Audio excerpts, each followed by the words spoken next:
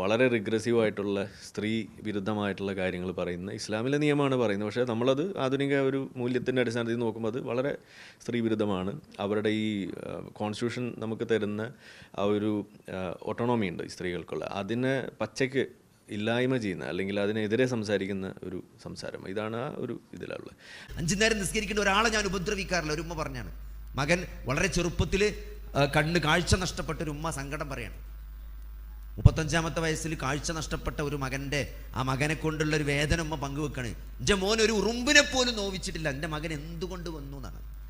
ഒരു ഉറുമ്പിനെ നോവിക്കാതെ അത്രയും പുണ്യവാനായി ജീവിച്ചതിൻ്റെ പ്രതിഫലം അത് ഈ ലോകത്ത് നിന്ന് പൂർത്തിയാക്കി കിട്ടുമെന്ന് നമ്മൾ വിചാരിക്കരുത് സഹോദരങ്ങൾ. വളരെ വ്യക്തമായിട്ടാണ് പറഞ്ഞത്. വഇന്നമാ തുവഫൗന ഉജൂറക്കും യൗമൽ ഖിയാമ, ഖിയാമത്ത് നാളിലാണ്, പരലോകത്താണ് നിങ്ങൾക്ക് പൂർണ്ണമായി പ്രതിഫലം നൽകപ്പെടുക. വഉദ്ഖിലൽ ജന്ന ഫമൻ സുഹ്സിഅ അനിൻ നാർ. വിശുദ്ധ ഖുർആനിന്റെ പദപ്രയോഗങ്ങൾ അറബി ഫിഖ്ഹുൽ ലുഗ എന്ന് പറയും. അറബിയിൽ ഓരോ പദത്തിനും ഓരോ അതിനൊരു ഫിഖ് ഉണ്ട്. സുഹ്സിഅ എന്ന പദം പരിശോധിച്ചാൽ മനസ്സിലാവും. എങ്ങനെങ്കിലും രക്ഷപ്പെടുന്നതിനല്ല സുഹ്സിഅ എന്ന് പറയുന്നത്. നരകത്തിൽ നിന്ന് അകറ്റപ്പെടുക എന്ന് പറയുമ്പോൾ ആ വാക്കിന്റെ എന്നാണ് അറബി വ്യാകരണ പണ്ഡിതന്മാർ അതിന് കൊടുത്ത അർത്ഥം. നല്ല മെനക്കെടോടുകൂടി വളരെ പ്രയാസപ്പെട്ട് കുറേശ്ശെ അകന്നു മാറണീനാണ് സുഹ്സിഅ എന്ന് പറയാം. അല്ല ജസ്റ്റ് ഒരു മിയർ ലക്കിന്റെ പോലെ ഒരു ടോസ് ഇട്ടിട്ട് സ്വർഗം നരകം കിട്ടല്ല ചെയ്യണത്. വളരെ കഷ്ടപ്പെട്ട് വളരെ പ്രയാസപ്പെട്ട് മെല്ലെ കുറച്ചായിട്ട് നരകത്തിൽ നിന്ന് വിദൂരമായി കൊണ്ടിരിക്കുന്നതിനാണ് സുഹ്സിഅ എന്ന് അറബി ശരിക്കും ലാംഗ്വേജിൽ പറയാനാണ്.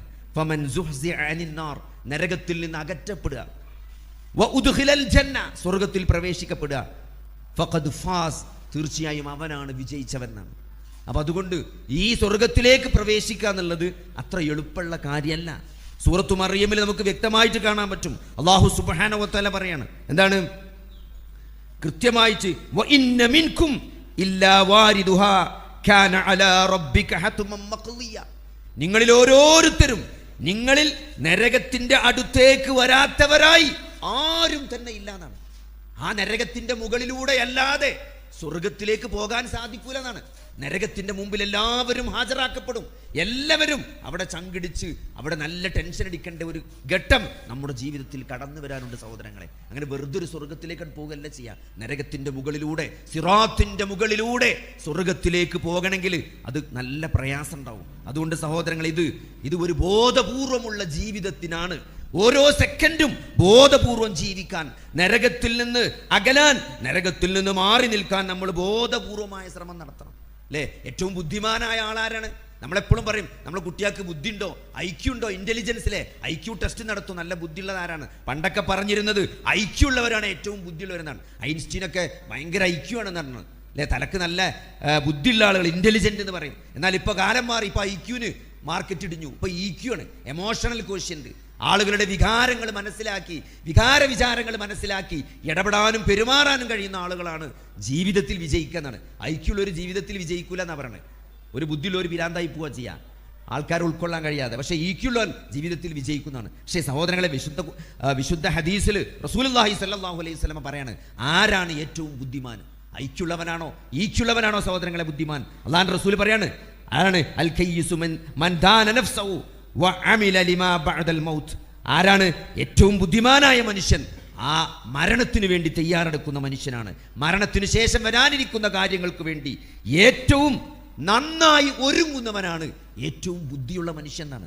ഏറ്റവും ബുദ്ധിയുള്ള, ഏറ്റവും വിഡ്ഢിയാരങ്ങൾ, ഏറ്റവും വിഡ്ഢി ഇതൊക്കെ തൻ്റെ നഫ്സിന്റെ ഇച്ഛകളെ പിൻപറ്റുകയും അള്ളാഹുവിൻ്റെ കാരുണ്യത്തിൽ മാത്രം പ്രതീക്ഷയർപ്പിക്കുകയും ചെയ്യുന്ന മനുഷ്യനാണ് ഏറ്റവും വലിയ വിഡ്ഢിനാണ്. അതായത് ചെയ്യേണ്ടതൊന്നും ചെയ്യാതെ അള്ളാഹുവിൻ്റെ കാരുണ്യം കിട്ടുമെന്ന് വിചാരിച്ച് നിൽക്കുന്നവൻ.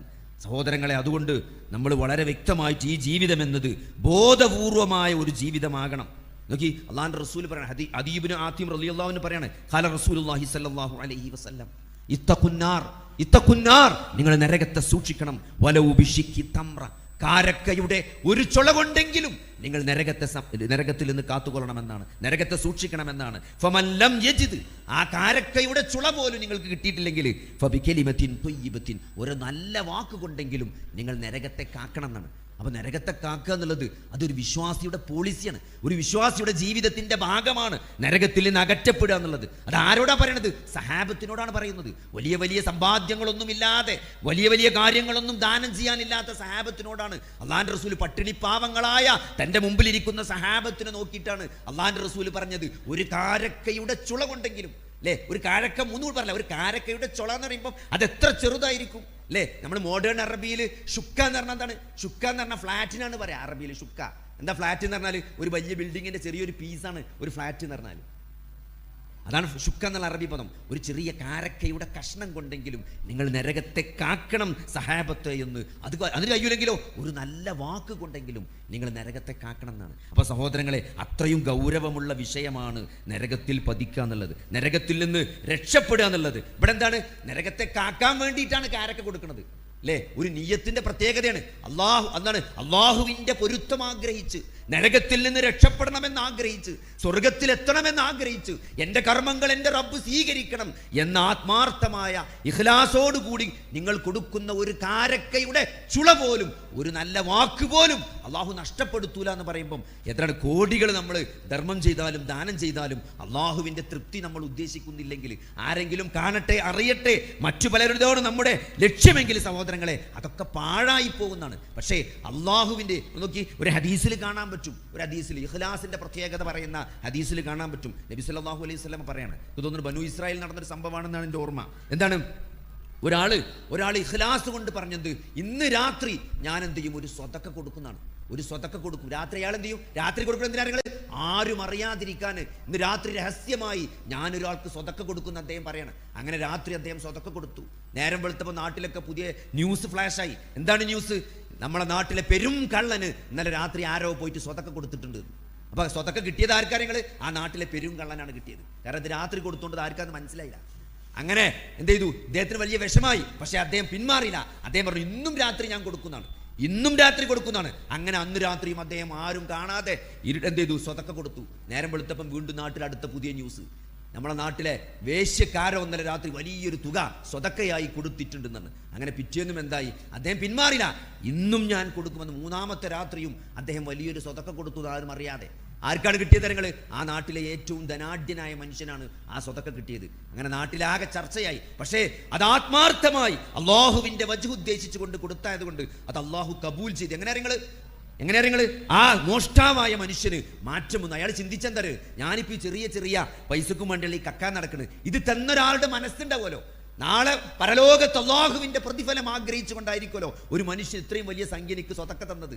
അപ്പൊ അദ്ദേഹം അത് മാറി ചിന്തിച്ച മോഷണം നിർത്തി. അദ്ദേഹം നന്നായി എന്നാണ്. ആ വേശ്യയും ചിന്തിച്ച അതേപോലെ, ഞാൻ ചെറിയ നക്കാപ്പിച്ച കാശിന് വേണ്ടിയാണ് ഞാൻ ഈ വേശ്യാവൃത്തി ചെയ്യുന്നത്, പക്ഷെ ഇത്ര വലിയ സംഖ്യ എനിക്ക് സ്വതക്ക തന്ന മനുഷ്യന്റെ ഒരു മനസ്സുണ്ടാവുമല്ലോ, നാളെ സ്വർഗം കിട്ടണം, നാളെ രക്ഷപ്പെടണം, ദൈവത്തിന്റെ പ്രീതി കിട്ടണം എന്നത് ആ മനസ്സ് കാണാതെ പോയില്ല എന്നാണ്. ആ മനസ്സിനെ പറ്റി ചിന്തിച്ചിട്ട് ആ വേശ്യ മാറി എന്നാണ്, അല്ലേ? ആ പിശുക്കനായ സമ്പന്നനായ മനുഷ്യൻ ആ സ്വതക്ക കിട്ടിയപ്പം അയാൾ ചിന്തിച്ചു, ഇത്രയും സമ്പത്തുണ്ടായിട്ട് ഞാൻ ഇതുവരെ ഒരു നയാ പൈസ പോലും ഒരാൾക്ക് കൊടുത്തിട്ടില്ല. പക്ഷെ ഒരു രാത്രി ഒരു മനുഷ്യൻ, ഒരു പരിചയമില്ലാത്ത ആൾ വന്ന് ഞാൻ മിസ്കീനാണെന്ന് വിചാരിച്ച് ഇത്രയും വലിയ തുക എനിക്ക് നൽകിയ ആ മനുഷ്യന്റെ മനസ്സെന്തായിരിക്കും? അയാൾ പ്രതിഫലം ആഗ്രഹിക്കുന്ന ഒരു പരലോകം ഉണ്ടല്ലോ, അത് അയാളെ ചിന്തിപ്പിച്ചു. അയാൾ മാറി. ഈ മൂന്നാളുകളും ആ നാട്ടിൽ മാറി എന്നാണ്. ഇത് എന്തുകൊണ്ടാണ് സഹോദരങ്ങളെ? ഇഖ്ലാസ് കൊണ്ടാണ്. അള്ളാഹുവിന്റെ പ്രതിഫലം കിട്ടണം, അള്ളാഹു കബൂൽ ചെയ്യണമെന്ന ആത്മാർത്ഥമായ ആഗ്രഹം കൊണ്ടാണ് അത്രയും മാറ്റം ചെയ്ത് അള്ളാഹു സുബ്ഹാനഹു വ തആല ഉണ്ടാക്കിയത്. അതുകൊണ്ട് ചെയ്യുന്ന കർമ്മങ്ങൾ എത്ര ചെറുതാണെങ്കിലും, അല്ലേ, ഒരു അണുമണി തൂക്കം നന്മ ചെയ്താൽ അത് നാളെ കാണും, അത് അള്ളാഹു വളർത്തിക്കൊണ്ടുവരും. നോക്കി, ഒരു മനുഷ്യൻ ദീർഘമായ യാത്രക്ക് പോവുകയാണ്.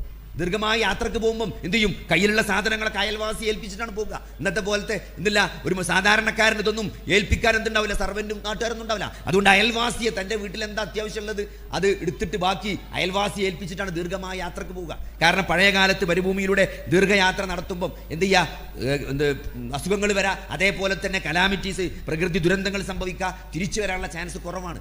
അതുകൊണ്ട് ഉണ്ടായ ആട്ടിൻകുട്ടിയെ അയൽവാസി ഏൽപ്പിച്ചിട്ട് അയാൾ ദീർഘമായ യാത്രക്ക് പോവുകയാണ്. തിരിച്ചു വരുന്ന സമയം, വർഷങ്ങൾക്ക് ശേഷം അദ്ദേഹം തിരിച്ചു വരികയാണ്. അപ്പൊ അയൽവാസി പറയാണ്, നിങ്ങൾ അന്ന് തന്ന ആ ആട്, അന്ന് ഏൽപ്പിച്ച ആ ആട് ആ മലഞ്ചെരുവിലുണ്ട് എന്നാണ്. അങ്ങനെ അദ്ദേഹം ആ മലഞ്ചെരുവിൽ പോകുമ്പം കണ്ണത്താ ദൂരത്തെ വലിയ ആട്ടിൻ കൂട്ടമാണ് അദ്ദേഹം കാണുന്നത്. ആട്ടിൻകൂട്ടമാണ്. അപ്പോൾ ഒരാടിനെ ഏൽപ്പിച്ചിട്ട് ഒരാട്ടിൻകൂട്ടത്തെ ഇവിടെ കാണുന്നത്. അപ്പോൾ തിരിച്ചു വന്ന് ചോദിക്കുമ്പോൾ പറയണത്, അത് മുഴുവൻ നിങ്ങളുടെ ആടാണ്, നിങ്ങളുടെ ആട് പെറ്റുപെരുകിയുണ്ടായ ആട്ടിൻകൂട്ടമാണ് ആ മലഞ്ചെരുവിൽ മുഴുവൻ നിങ്ങൾ കാണുന്നത്. അത് മുഴുവൻ നിങ്ങൾക്കുള്ളതാണ് എന്ന് പറയുമ്പം ആ മനുഷ്യനുണ്ടാകുന്ന സന്തോഷത്രയാണ്. അതേപോലെയാണ് സഹോദരങ്ങളെ നമ്മൾ ചെയ്ത ചെറിയ ചെറിയ കർമ്മങ്ങൾ, ഇഖ്ലാസോടുകൂടി ചെറിയ ചെറിയ കർമ്മങ്ങൾ നാളെ അള്ളാഹു രേഖപ്പെടുത്തി വെച്ചിട്ട് അതിൻ്റെ പ്രതിഫലം നമ്മൾ ചെയ്ത, നമ്മൾ മദ്രസന് കൊടുത്ത, നമ്മൾ മദ്രസക്ക് വേണ്ടി സംഭാവന ചെയ്ത കാശ് അല്ലേ, നമ്മൾ മദ്രസ ഉണ്ടാക്കിയപ്പം നമ്മൾ കൊടുത്തൊരു 100 ചാക്ക് സിമെൻറ്റ് അല്ലെങ്കിൽ 1 ചാക്ക് സിമെൻറ്റ്, ആ മദ്രസയിൽ കുട്ടികൾ പഠിച്ചുമ്പം, അവർ ഖുർആൻ പഠിക്കുമ്പം, അവർ ഫാത്തിഹ ഓതി പഠിക്കുമ്പം, അവർ ജീവിതത്തിൽ ഓതിയ ഓരോ ഫാത്തിഹയിലും ഒരു ഷെയർ അള്ളാഹു നമുക്ക് രേഖപ്പെടുത്തുന്നതാണ്. ഇന്നാ നഹ്നു നുഹ്യിൽ മൗത വനക്തുബു മാ ഖദ്ദമു വആസാറ എന്ന സൂറത്തു യാസീനിലെ ആയത്തിന്റെ അർത്ഥം നൽകുന്ന അറിവതാണ് സഹോദരങ്ങളെ. ചെയ്തത് മാത്രമല്ല അള്ളാഹു നമുക്ക് വേണ്ടി രേഖപ്പെടുത്തുക, അതിൻ്റെ അനന്തരഫലങ്ങൾ.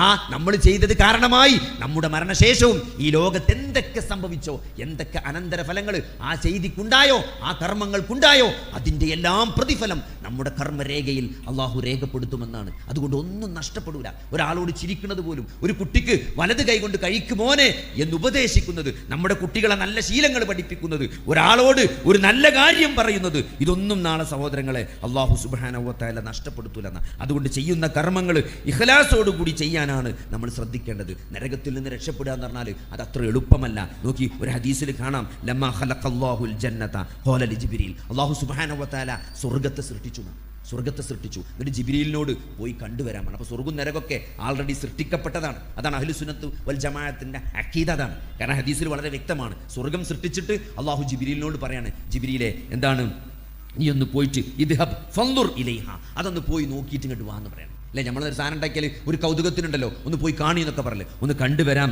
ജിബ്രീലിനോട് പറയാണ്. അങ്ങനെ ജിബ്രീൽ പോയി ഫദഹബ ഫൻദറ ഇലൈഹ, എന്നിട്ടോ സുമ്മ ജാഅ ഫഖാല, പടച്ചോനെ എന്താണ് യാ റബ്ബ് വഇസ്സതിക, എന്താണ് പടച്ചോനെ ഈ സ്വർഗ്ഗത്തെ പറ്റി കേട്ടറിഞ്ഞ, അതിലെ സൗകര്യങ്ങളും ആഡംബരങ്ങളും അതിലെ ലക്ഷറികളും ഒക്കെ കണ്ടിട്ട് ജിബ്രീൽ അള്ളാഹിനോട് വന്നിട്ട് പറയാണ്, ഈ സ്വർഗ്ഗത്തെ പറ്റി കേട്ടറിഞ്ഞ ഏതൊരാളും ആ സ്വർഗ്ഗത്തിൽ എത്തിപ്പെടാതിരിക്കൂല എന്നാണ്. അത്രയും സൗകര്യങ്ങളാണ് അല്ലാഹു സുബ്ഹാനഹു വ തആല സ്വർഗ്ഗത്തിൽ ഇറക്കിയെന്നാണ്. അപ്പോൾ അള്ളാഹു എന്ത് ചെയ്തു, സുമ്മ ഹഫഹ ബിൽ മക്കാരിഹ്, മക്കാരിഹായ കാര്യങ്ങൾ കൊണ്ട്, ചെയ്യാൻ ഇടങ്ങേറുള്ള കാര്യങ്ങൾ കൊണ്ട് അള്ളാഹു സ്വർഗ്ഗത്തെ ഒന്ന് വലയം ചെയ്തു.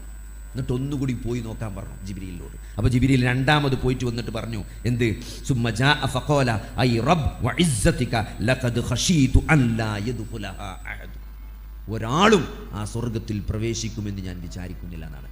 അപ്പോൾ അത്ര ഈസി അല്ല. കുറേ ചെയ്യാൻ പ്രയാസമുള്ള കാര്യങ്ങൾ കൊണ്ട് അള്ളാഹു സ്വർഗ്ഗത്തെ പൊതിഞ്ഞു വെച്ചിട്ടുണ്ട്. അതുകൊണ്ട് അതൊക്കെ ബ്രേക്ക് ചെയ്തിട്ട്, അതുകൊണ്ട് സഹോദരങ്ങളെ, ബോധപൂർവമായ ഒരു പരിശ്രമം, ഓരോ സെക്കൻഡും ബോധപൂർവം ആ സ്വർഗ്ഗത്തിന് വേണ്ടി നമ്മൾ ജീവിക്കണം.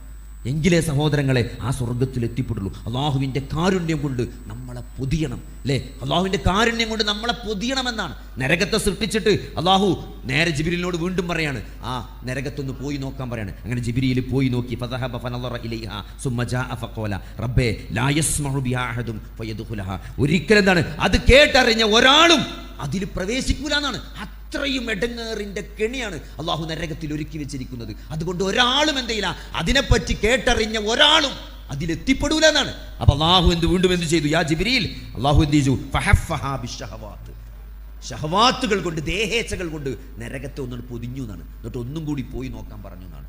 അപ്പോൾ ജിബ്രീൽ വന്നിട്ട് പറഞ്ഞ എന്താ, ഞാൻ ഭയപ്പെടുന്നു, എല്ലാവരും അതിൽ ചെന്ന് പതിക്കുമെന്ന് ഞാൻ ഭയപ്പെടുന്നു എന്നാണ്. അപ്പോൾ അതുകൊണ്ട് സഹോദരങ്ങളെ, ഷഹവാത്തുകൾ കൊണ്ട് പൊതിഞ്ഞ ഒരു നരകത്തെ, അല്ലേ, മക്കാരിഹുകൾ കൊണ്ട് പൊതിഞ്ഞ ഒരു സ്വർഗത്തിലേക്ക് എത്തണമെങ്കിൽ, ഷഹവാത്തുകൾ കൊണ്ട് പൊതിഞ്ഞ ആ നരകത്തിൽ നിന്ന് രക്ഷപ്പെടണമെങ്കിൽ നമ്മുടെ ദേഹേച്ഛകളെ നമുക്ക് നിയന്ത്രിക്കാൻ സാധിക്കണം. അള്ളയും റസൂലും എന്ത് പറഞ്ഞു? ഇപ്പോൾ നേരത്തെ ഉസ്താദ് പറഞ്ഞ കാര്യങ്ങളൊക്കെ അതാണ്. നമ്മുടെ വ്യക്തി നിത്യജീവിതവുമായി ബന്ധപ്പെട്ട് അള്ളാഹുവിൻ്റെ ഈ കൽപ്പനകൾ, അള്ളാഹുവിൻ്റെ റസൂലിൻ്റെ കൽപ്പനകൾ ജീവിതത്തിൽ അനുസരിക്കേണ്ടതിൻ്റെ ആവശ്യകതയും ഇന്നത്തെ സാഹചര്യവുമാണ് കഴിഞ്ഞ പ്രസംഗത്തിൽ നമ്മുടെ ഉസ്താദ് നമുക്ക് കൃത്യമായിട്ട് പറഞ്ഞു തന്നത്. സഹോദരങ്ങളെ, അതുകൊണ്ട് ആ സ്വർഗം നമുക്ക് കിട്ടണമെങ്കിൽ അള്ളാഹുവിൻ്റെ, നമ്മുടെ കർമ്മങ്ങൾ കൊണ്ട് ഒരിക്കലും കിട്ടൂല എന്നാണ് അള്ളാഹിൻ്റെ റസൂൽ പറയുന്നുണ്ട്. നിങ്ങളൊരാൾക്കും നിങ്ങളുടെ കർമ്മങ്ങൾ കൊണ്ട് സ്വർഗത്തിൽ പ്രവേശിക്കാൻ സാധ്യമല്ല എന്ന് സഹാബത്തിനോട് പറഞ്ഞപ്പം അവർ തിരിച്ചൊരു ചോദ്യം നബിനോട് ചോദിച്ചു. എന്താ, നിങ്ങൾ പ്രവാചകരെ താങ്കൾക്കോ എന്നാണ്, താങ്കളുടെ വിഷയത്തിലോ എന്നാണ്. കാരണം അള്ളാഹിൻ്റെ റസൂൽ ആരാണ്? സ്വർഗം കൊണ്ട് സന്തോഷ വാർത്ത അറിയിക്കപ്പെട്ടില്ലേ, പ്രവാചകനാണ്. നേരം പുലരുവോളം കാലിൽ നീര് വരുവോളം രാത്രി നമസ്കരിക്കുന്ന ഒരു പ്രവാചകനെ നിങ്ങൾ ആലോചിച്ച് നോക്കി അല്ലേ? ഹന്തക്ക് യുദ്ധത്തിന്റെ സമയത്ത് സഹാബത്ത് വന്നിട്ട് പരാതി പറയാണ്. എന്താണ് പട്ടിണിയാണ്, മുഴുപട്ടിണിയാണ് മദീനയിൽ. ഒന്നുമില്ല, ഭക്ഷണം കഴിക്കാനൊന്നുമില്ല. അവർ ഡ്രസ്സ് പൊക്കിയിട്ട് നബിക്ക് കാണിച്ചു കൊടുക്കുകയാണ്. എല്ലാവരും ഓരോ കല്ല് പള്ളമ്മ കെട്ടിച്ചിട്ടാണ് കിടങ്ങ കുത്തിക്കൊണ്ടിരിക്കുന്നത്. അള്ളാൻ്റെ റസൂലിന് ഒന്നും പറയാനല്ല. അള്ളാൻ്റെ റസൂല് തൻ്റെ ഡ്രസ്സ് പൊക്കി കാണിച്ചു കൊടുക്കുകയാണ്. അവിടെ 2 കല്ലാണ് കെട്ടിക്കണേ. ആ പ്രവാചകന്റെ സഹോദരങ്ങളെ, ആ പ്രവാചകന്റെ കർമ്മങ്ങൾ പോലും ആ പ്രവാചകനെ സ്വർഗത്തിൽ എത്തിക്കുന്നില്ല എന്നാണ് നബി സല്ലല്ലാഹു അലൈഹി വസല്ലം. പ്രവാചകരെ, താങ്കളുടെ കർമ്മങ്ങൾ കൊണ്ട് താങ്കൾ സ്വർഗത്തിൽ പോകും. ആരാണ്? നേരം വെളുക്കുവോളം സൂറത്തുൽ ബഖറയും സൂറത്തു ആല ഇംറാനും സൂറത്തുൻ നിസാഉം സൂറത്തു മാഇദയും ഒക്കെ രാത്രി നമസ്കാരത്തിൽ ഓതി ദീർഘമായി നമസ്കരിച്ച, കാലിൽ നീര് വരുവോളം രാത്രി നമസ്കരിച്ച ആ പ്രവാചകന്റെ കർമ്മങ്ങൾ കൊണ്ടുപോലും ആ പ്രവാചകൻ സ്വർഗത്തിൽ പ്രവേശിക്കൂല എന്നാണ്. അള്ളാഹു അവന്റെ കാരുണ്യം കൊണ്ട് എന്നെ മൂടിയാലല്ലാതെ എന്നാണ് അള്ളാന്റെ റസൂല് പറഞ്ഞത്. അതുകൊണ്ട് ആ കാരുണ്യത്തിന് വേണ്ടി നമ്മൾ ചോദിക്കണം സഹോദരങ്ങളെ, നമ്മൾ പ്രാർത്ഥിക്കണം. അള്ളാഹു നമ്മോട് കാരുണ്യം ചെയ്യാൻ, നമ്മുടെ മാതാപിതാക്കൾക്ക് കാരുണ്യം ചെയ്യാൻ. ഒരു സലാം പറയുമ്പോൾ പോലും വിളിക്ക് അല്ലേ? എൻ്റെ ഒരു സുഹൃത്ത് കഴിഞ്ഞ ദിവസം എന്നോട് പരാതിപ്പെട്ടു. എന്താ വെച്ചാൽ സുബൈ നിസ്കാരം കഴിഞ്ഞിട്ട് ദിക്ർ ചൊല്ലിയിരിക്കുമ്പോൾ ഞങ്ങളെ പള്ളിക്ക് എന്നിട്ട് എല്ലാവരും ഇങ്ങനെ പോകും. ഓരോ കുട്ടികളൊക്കെ ആദ്യം ഇങ്ങനെ നിസ്കാരം കഴിഞ്ഞ് സലാം വീട്ടിലേക്ക് തന്നെ കുട്ടികൾ എണീറ്റ് പോകും. ഓരോ കുട്ടിയും പോകുമ്പോഴും അസ്സലാമു അലൈക്കും അങ്ങനെ ഓരോ കുട്ടികൾ പോകുമ്പോഴും അസ്സലാമു അലൈക്കും. അത് കഴിഞ്ഞ് കുറച്ച് ചെറുപ്പക്കാർ പോകും, പിന്നെ വയസ്സന്മാരും പോകും. അങ്ങനെ ഒരാളവിടെ കുത്തിരുന്ന് ദിക്ർ ചൊല്ലുകയാണെങ്കിൽ ഒരു 10-20 സലാം മടക്കേണ്ടി, ചുരുങ്ങിയ സലാം മടക്കേണ്ടി വരും. അപ്പോൾ ഒരു സുഹൃത്തിനോട് ഒരിക്കൽ പറഞ്ഞു, ഇങ്ങനെ സലാം മടക്കണപ്പോൾ എന്താ പത് നമ്മളെ ദിക്റും ഇതൊക്കെ അങ്ങോട്ട് ശരിയാണില്ലല്ലോ എന്ന്. എന്താ സഹോദരങ്ങൾ മനസ്സിലാക്കേണ്ട എന്താ നിങ്ങൾ? ഈ സലാം എന്ന് പറഞ്ഞാൽ എന്താണ്? അള്ളാഹുവിൻ്റെ കാരുണ്യം ഉണ്ടാട്ടെ എന്നാണ്. നമ്മൾ ആ കുത്തരുന്ന് ചോദിക്കണ്ടല്ലോ, അതന്നെയാണ് ഇവിടെ ഫ്രീ ആയിട്ട് തരാന്ന് പറയണത്. അതാണ് തരാന്ന് പറയുന്നത്. അത് ഒരാളെ പ്രാർത്ഥനയാണ്. ഒരു കുട്ടിയുടെ നിഷ്കളങ്കമായ ഒരു കുട്ടി സലാം പറയുമ്പോൾ അത് കബൂൽ ചെയ്താൽ പോലെ, മലക്കുകളെ ആമീൻ പറഞ്ഞാൽ പോലെ. നമ്മളിങ്ങനെ ഇരുന്ന് ചെല്ലുണ്ടാക്കണീൻ്റെ അതുക്കും മേലെയാണ് ആ സലാം കൊണ്ട് ചിലപ്പം. അപ്പോൾ ആ സലാം മടക്കുമ്പോൾ എന്താ നിങ്ങൾ ഒരു ഇഖ്ലാസോട് കൂടി സലാം മടക്കുക, വഅലൈക്കും മുസ്സലാം. അല്ലാതെ ഒരു ഈർഷ്യതയോടും ഒരു മടുപ്പോടും അല്ലാതെ കുടുങ്ങി എന്നുള്ള ഒരു മാറ്റിറ്റ്യൂഡോടും അല്ല നമ്മൾ സലാം മടക്കേണ്ടത്. അതാ പറഞ്ഞത്, ഏത് കർമ്മം ചെയ്യുമ്പോഴും പടച്ചോന്റെ തൃപ്തി അതൊരു സലാം മടക്കുമ്പോഴും വേണം. ഒരു സലാം, ചില ആൾക്കാർ സലാം എറിഞ്ഞു തരും, സലൈക്കും, നമുക്ക് എന്തൊരു സലാം മടച്ചില്ല സഹോദരൻ, അതും അയാളെ ശൈലിയായിരിക്കും. അതിന് നമ്മൾ വിഷമിച്ചിട്ട് കാര്യമല്ല. അപ്പോൾ സഹോദരങ്ങളെ, അതിൽ പോലും ഒരു ആത്മാർത്ഥതയോടുകൂടി നമുക്ക് സലാം മടക്കാൻ സാധിച്ചാൽ അതൊരു പ്രാർത്ഥനയാണ്. അപ്പോൾ അള്ളാഹുവിൻ്റെ കാരുണ്യം കിട്ടുക എന്ന് പറഞ്ഞാൽ ചില്ലറ കാര്യമല്ല. നാളെ പരലോകത്ത് രക്ഷപ്പെടാൻ, വിചാരണ എളുപ്പമാകാൻ, സ്വർഗത്തിൽ പ്രവേശിക്കാൻ രേഖപ്പെടുത്തിയ പാപങ്ങൾ അള്ളാഹു മായ്ച്ചു കളയും. അള്ളാഹു ഇങ്ങനെ നോക്കിയിട്ടൊക്കെ ഞാൻ കണ്ടിക്കണ്, തൽക്കാലം പുറത്തു തന്നിക്കണ് എന്ന് പറയുമ്പോൾ എന്തൊരു സന്തോഷം ഉണ്ടാവും. 70,000 ആളുകൾ വിചാരണ കൂടാതെ സ്വർഗത്ത് പോവും. അതിനുവേണ്ടി പ്രാർത്ഥിക്കുന്നവരാണ് നമ്മൾ. അപ്പോൾ അതൊക്കെ കിട്ടണമെങ്കിൽ എന്ത് വേണം? അള്ളാഹുവിൻ്റെ കാരുണ്യം, റഹ്മത്ത് നമ്മുടെ മേലിൽ ചൊരിഞ്ഞിറങ്ങണം. അപ്പോൾ എന്ത് വേണം? അള്ളാഹുവിൻ്റെ കോപമുണ്ടാക്കുന്ന കാര്യങ്ങൾ ചെയ്യരുത്. അള്ളാഹുവിൻ്റെ കൽപ്പനകളെ പ്രത്യക്ഷമായും പരോക്ഷമായും ധിക്കരിക്കരുത് സഹോദരങ്ങളെ. അത് നമ്മളെ അള്ളാഹുവിൻ്റെ ശാപം വിളിച്ചു വരുത്തും. അതുകൊണ്ട് ആ ഒരു ബോധം ജീവിതത്തിൻ്റെ ഓരോ സെക്കൻഡും ഉണ്ടായിരിക്കുക എന്നുള്ളതാണ്. അതുകൊണ്ട് സഹോദരങ്ങളെ, ബോധപൂർവമായ ഒരു ശ്രമം, ജീവിതത്തിൻ്റെ ഓരോ സെക്കൻഡും നരകത്തിൽ നിന്ന് അകറ്റപ്പെട്ട്. അതൊരു വാക്ക് പറയുമ്പോഴാണ് അല്ലേ? ഒരു വാക്ക് പറയുമ്പോൾ, ഒരു മെസ്സേജ് ടൈപ്പ് ചെയ്യുമ്പോൾ, ഒരു വാട്സപ്പിൽ ഫേസ്ബുക്ക് നോക്കി നമ്മളൊരു കമൻറ്റ് ഇടുമ്പം, സഹോദരങ്ങളെ, ഈ കമൻറ്റ് നാളെ പരലോകത്ത് വിചാരണയിൽ അനുകൂലമായിട്ട് വരുമോ പ്രതികൂലമായിട്ട് വരുമോ? ഗൂഗിൾ പേ ചെയ്യാണ്, 5 റുപ്യ ഗൂഗിൾ പേ ചെയ്യുമ്പം അത് അനുകൂലമായിട്ട് പ്രതികൂലമായിട്ട് വരുമോ? എല്ലാത്തിനും ഒരു വാക്ക് പറയാൻ നിൽക്കുമ്പം അത് നാളെ അനുകൂലമായിട്ട് വരുമോ പ്രതികൂലമായിട്ട് വരുമോ? നമ്മളെ നരകത്തിലേക്കാണോ കൊണ്ടെത്തിക്കുക, സ്വർഗത്തിലേക്കാണോ കൊണ്ടെത്തിക്കുക? അങ്ങനെ ഒരു ബോധപൂർവമായ ശ്രമം, അതാണ് തഖ്വ എന്ന് പറഞ്ഞാൽ. ഇത്തഖുല്ലാഹ്, വിശുദ്ധ ഖുർആൻ 200-ലധികം തവണ സ്ഥലത്ത് തഖ്വയെ പറ്റി പറഞ്ഞതാണ്. നമ്മളിപ്പോൾ ഭക്ഷണം കഴിക്കുന്ന സമയത്ത് നമ്മളെടുത്തുന്ന ഒരു ഗ്ലാസ് പൊട്ടിയിട്ട് നമ്മളെ ടേബിളിൻ്റെ ചോട്ടിക്ക് ചിലി മനം വീടും. നമ്മൾ ചെരുപ്പിടാതെ അവിടെ ഇരിക്കുകയാണെങ്കിൽ നമ്മളെ പെണ്ണുങ്ങൾ പറയും എണീക്കരുതെന്ന് പറയും. എന്നിട്ട് അവൾ ചൂലയിച്ച് വന്നിട്ട് ആ ഗ്ലാസ് മുഴുവൻ അവിടുന്ന് അടിച്ച് ക്ലീൻ ആക്കി എണീറ്റോളി എന്ന് പറയും. എന്തുകൊണ്ടാണത്? നമ്മൾ എണീറ്റാൽ നമ്മളെ ചില്ല് നമ്മളെ കാലിൽ തറക്കും. അതേപോലെയാണ് തഖ്വ. ഒരു ദുർഘടമായ വഴിയിലൂടെ, മുള്ളും ചില്ലും കുപ്പിച്ചില്ലൊക്കെ ഉള്ളൊരു വഴിയിലൂടെ നമ്മൾ ചെരുപ്പിടാതെ പോകുമ്പം എത്ര ശ്രദ്ധിച്ചിട്ടാണ് നമ്മൾ പോകുക. അതേപോലെ അള്ളാഹുവിൻ്റെ വിരോധങ്ങളിൽ പെട്ടുപോകാതിരിക്കാൻ, അള്ളാഹുവിൻ്റെ കൽപ്പനകൾ ലംഘിക്കാതിരിക്കാൻ, അള്ളാഹുവിനെയും റസൂലിനെയും ഞാൻ തൃപ്തിയോടുകൂടി, അതാണ് പ്രത്യേകത, വെറുതെ അനുസരിക്കല്ല, ഇത് എടാകൂടെന്ന് വിചാരിച്ചിട്ട് വെറുപ്പോട് കൂടെയല്ല, ഉള്ളിലെ ആഗ്രഹത്തോട് തൃപ്തിയോടുകൂടി അള്ളാഹുവിൻ്റെ കൽപ്പനകളെ അനുസരിക്കുന്ന ഒരു മാനസികാവസ്ഥ നമുക്ക് ഈ വഹി കൊണ്ട്, ഖുർആൻ കൊണ്ടും ഹദീസ് കൊണ്ടും നമുക്ക് കൈവരിക്കാൻ സാധിച്ചിട്ടുണ്ടെങ്കിലേ നമുക്ക് സ്വർഗത്ത് പോകാൻ പറ്റുള്ളൂ. അതിൽ യാതൊരു സംശയമില്ല. അതുകൊണ്ട് സഹോദരങ്ങളെ, നമ്മൾ ആ ഒരു കാര്യത്തിൽ നല്ല ഒരു ബോധം നമുക്കുണ്ട്. യാ അയ്യുഹല്ലദീന ആമനു, വിശുദ്ധ ഖുർആനിൻ്റെ ആയത്താണ്. യാ അയ്യുഹല്ലദീന ആമനു, അല്ലയോ സത്യവിശ്വാസികളെ, ഖൂ അൻഫുസകും വഅഹ്ലീകും നാറ, നിങ്ങൾ നിങ്ങളുടെ നഫ്സുകളെയും നിങ്ങളുടെ കുടുംബത്തെയും എന്ത് ചെയ്യണം? നരകത്തിൽ നിന്ന് കാത്തുകൊള്ളണമെന്നാണ്. കാത്തുകൊള്ളണം. വലൗഷിത്തമ്ര, കാരക്കയുടെ ഒരു ചുള കൊണ്ടെങ്കിലും സഹാബത്തെ നിങ്ങൾ നരകത്തെ കാക്കണം കേട്ടോ എന്ന് പറഞ്ഞതിന് തുല്യമായി അള്ളാഹു പറയണം, യാ അയ്യുഹല്ലദീന ആമനൂ ഖൂ അൻഫുസകും വഅഹ്ലീകും. അല്ലേ, നല്ലൊരു സ്ഥലത്ത് നമ്മൾ എത്തിപ്പെടുകയാണെങ്കിൽ, ഇപ്പം നല്ലൊരു എൻജോയ്മെന്റ് നമുക്ക് കിട്ടുകയാണെങ്കിൽ സ്വാഭാവികമായിട്ടും നമുക്ക് സ്നേഹമുള്ളവരെ നമുക്ക് ഓർമ്മ വരും. അല്ലേ, ഇപ്പോൾ നല്ലൊരു സ്ഥലത്ത് പോയാൽ പറയില്ലേ, എൻ്റെ പെണ്ണുങ്ങളെ വിളിച്ച് പറയും, ഇജ്ജ് ഇവിടെ ഉണ്ടെങ്കിൽ ഞാൻ ഇപ്പോൾ ആഗ്രഹിച്ചു പോകണം, അത്രയും ചുരുക്കുണ്ട് ഇവിടെ കാണാൻ. ഇപ്പോൾ ഈ കൂർഗിൽ വന്ന് നല്ല കാഴ്ച കാണുമ്പോൾ എന്താണ് അങ്ങനെ തോന്നും, ഇജ്ജ് കൂടി ഉണ്ടെങ്കിൽ നല്ല രസമുണ്ടെന്ന് പറഞ്ഞാൽ നല്ല രസമുണ്ട് കാണാൻ. എന്താണ് അത്? മനുഷ്യൻ്റെ ഒരു ആഗ്രഹമാണ്, മനുഷ്യൻ്റെ ഒരു സന്തോഷമാണ്. ഇഷ്ടപ്പെട്ടവരും സ്നേഹിക്കുന്നവരൊക്കെ ആ ഈ സ്നേഹത്തിന്റെ സന്തോഷത്തിന്റെ സമയത്ത് കൂടെ ഉണ്ടാകുക എന്നുള്ളത് അത് മനുഷ്യന്റെ രക്തത്തിൽ അലിഞ്ഞൊരു കാര്യമാണ്. നിങ്ങൾ ആലോചിച്ച് നോക്കി. അപ്പോ നാളെ പരലോകത്ത് നിങ്ങളെയും നിങ്ങളുടെ കുടുംബത്തെയും നരകത്തിൽ നിന്ന് കാത്തുകൊള്ളണമെന്നാണ്. മനുഷ്യരും കല്ലുകളും കത്തിക്കപ്പെടുന്ന നരകം. നിങ്ങൾ ആലോചിച്ച് നോക്കി. എൻ്റെ ഒരു സുഹൃത്ത് അദ്ദേഹം മുസ്ലിമായിരുന്നു. അപ്പോൾ അദ്ദേഹത്തിൻ്റെ അച്ഛൻ്റെ മരണാനന്തര ക്രിയകൾ കാണാൻ പോയി. അപ്പോൾ അവിടെ ചിതയിലിട്ടിട്ട് തീ കൊളുത്തുക ചെയ്യുക. ആ തലയോട്ടി പൊട്ടുന്ന ശബ്ദം നമുക്ക് കാണാൻ പറ്റും. അപ്പോൾ ആ ചിതയിൽ നെയ്യൊഴിക്കും. എന്തിനാണ്? ആ തീ ആളിക്കത്താൻ, തീ നല്ല ചൂടുണ്ടാകാൻ. എന്തിനാണ്? ഈ മനുഷ്യനെ കത്തിക്കാനാണ്. മനുഷ്യൻ മാത്രമല്ല, കല്ലുകളും മനുഷ്യനും ഇന്ധനമാക്കപ്പെടുന്ന ഒരു നരകം. കല്ല് കത്തണമെന്നുണ്ടെങ്കിൽ സാർ, കല്ല് എന്ന് പറഞ്ഞാൽ സിലിക്കാണ്. കല്ല് കത്തണമെങ്കിൽ സാധാ ടെമ്പറേച്ചറിൽ കത്തൂല. ചുരുങ്ങിയത് 1200 മുതൽ 1700 ഡിഗ്രി സെൽഷ്യസ്. വെള്ളം ചൂടാകാൻ 100 മതി. 1200 1700 സെൽഷ്യസ് ഉണ്ടെങ്കിലേ കല്ല് പൊടിഞ്ഞ് കത്തി പൊട്ടുള്ളൂ. അത്രയും അതായത് സാധാരണഗതിയിൽ ഒരു തീപിടുത്തത്തിൽ കല്ല് കത്തൂല. പക്ഷെ അതുപോലും കത്തിക്കപ്പെടുന്ന ഒരു നരകത്തിൽ നിങ്ങൾ കാക്കണം, നിങ്ങളെയും നിങ്ങളുടെ കുടുംബത്തെയും കാക്കണമെന്നാണ്. അലൈഹാ മലായികത്തുൻ ഗിലാദുൻ ശിദാദുൻ എന്നാണ്. നോക്കി, രക്ഷപ്പെടാൻ പറ്റൂല, അവിടെ എങ്ങനെയെങ്കിലും ഓടിക്കഴിച്ചാൻ പറ്റില്ല. പരുക്കന്മാരായ മലക്കുകൾ അവിടെ ഉണ്ടാവുന്നതാണ്, കാവലുണ്ടാവുന്നതാണ്. അതുകൊണ്ട് ഒരു രക്ഷപ്പെടൽ സാധ്യമല്ല, ഒരു മടക്കം, ഒരു റിട്ടേൺ, ഒരു തിരിച്ചു പോക്ക് സാധ്യമല്ല എന്ന് നേരത്തെ പ്രസംഗത്തിൽ വളരെ വ്യക്തമായിട്ട് നമ്മളെ ബോധ്യപ്പെടുത്ത സഹോദരങ്ങളെ. അതുകൊണ്ട് നമ്മൾ നമ്മുടെ നഫ്സിനെയും കുടുംബത്തിന്റെ നഫ്സുകളെയും എന്ത് ചെയ്യണം? നാളെ നരകത്തിൽ നിന്ന് കാക്കണം. ആ ഒരു ബോധപൂർവമായ ശ്രമം ജീവിതത്തിൽ ഏറ്റവും ഉടനീളം ഉണ്ടാകണം. വിശുദ്ധ ഖുർആൻ പരിശോധിക്കുമ്പോൾ നമുക്ക് ഒരുപക്ഷെ ഏറ്റവും ഭീകരമായി നരകത്തെ പറ്റി പറഞ്ഞ ഏറ്റവും ഭീകരമായ ആയത്തുകളിൽ ഒന്നായിട്ട് എനിക്ക് തോന്നിയ ആയത്ത് ഞാൻ പറയാണ്. വനാദൗ യാ മാലികു ലിയഖ്ലി അലൈനാ റബ്ബുക. ആലോചിക്കുക, നരകത്തിൽ ഇങ്ങനെ കടന്ന ആളുകൾ പ്രയാസപ്പെടുമ്പം അട്ടഹസിച്ചുകൊണ്ട് അവർ മാലിക്കിനെ വിളിച്ച് പറയുന്നതാണ്. നരകത്തെ കാക്കുന്ന മാലിക്കിനോട് അവർ പറയും, അല്ലയോ മാലിക്കേ, താങ്കളുടെ രക്ഷിതാവിനോട് ഞങ്ങളുടെ മേൽ മരണം വിധിക്കാൻ നീ ഒന്ന് പറയോ എന്നാ ചോദിക്കണത്.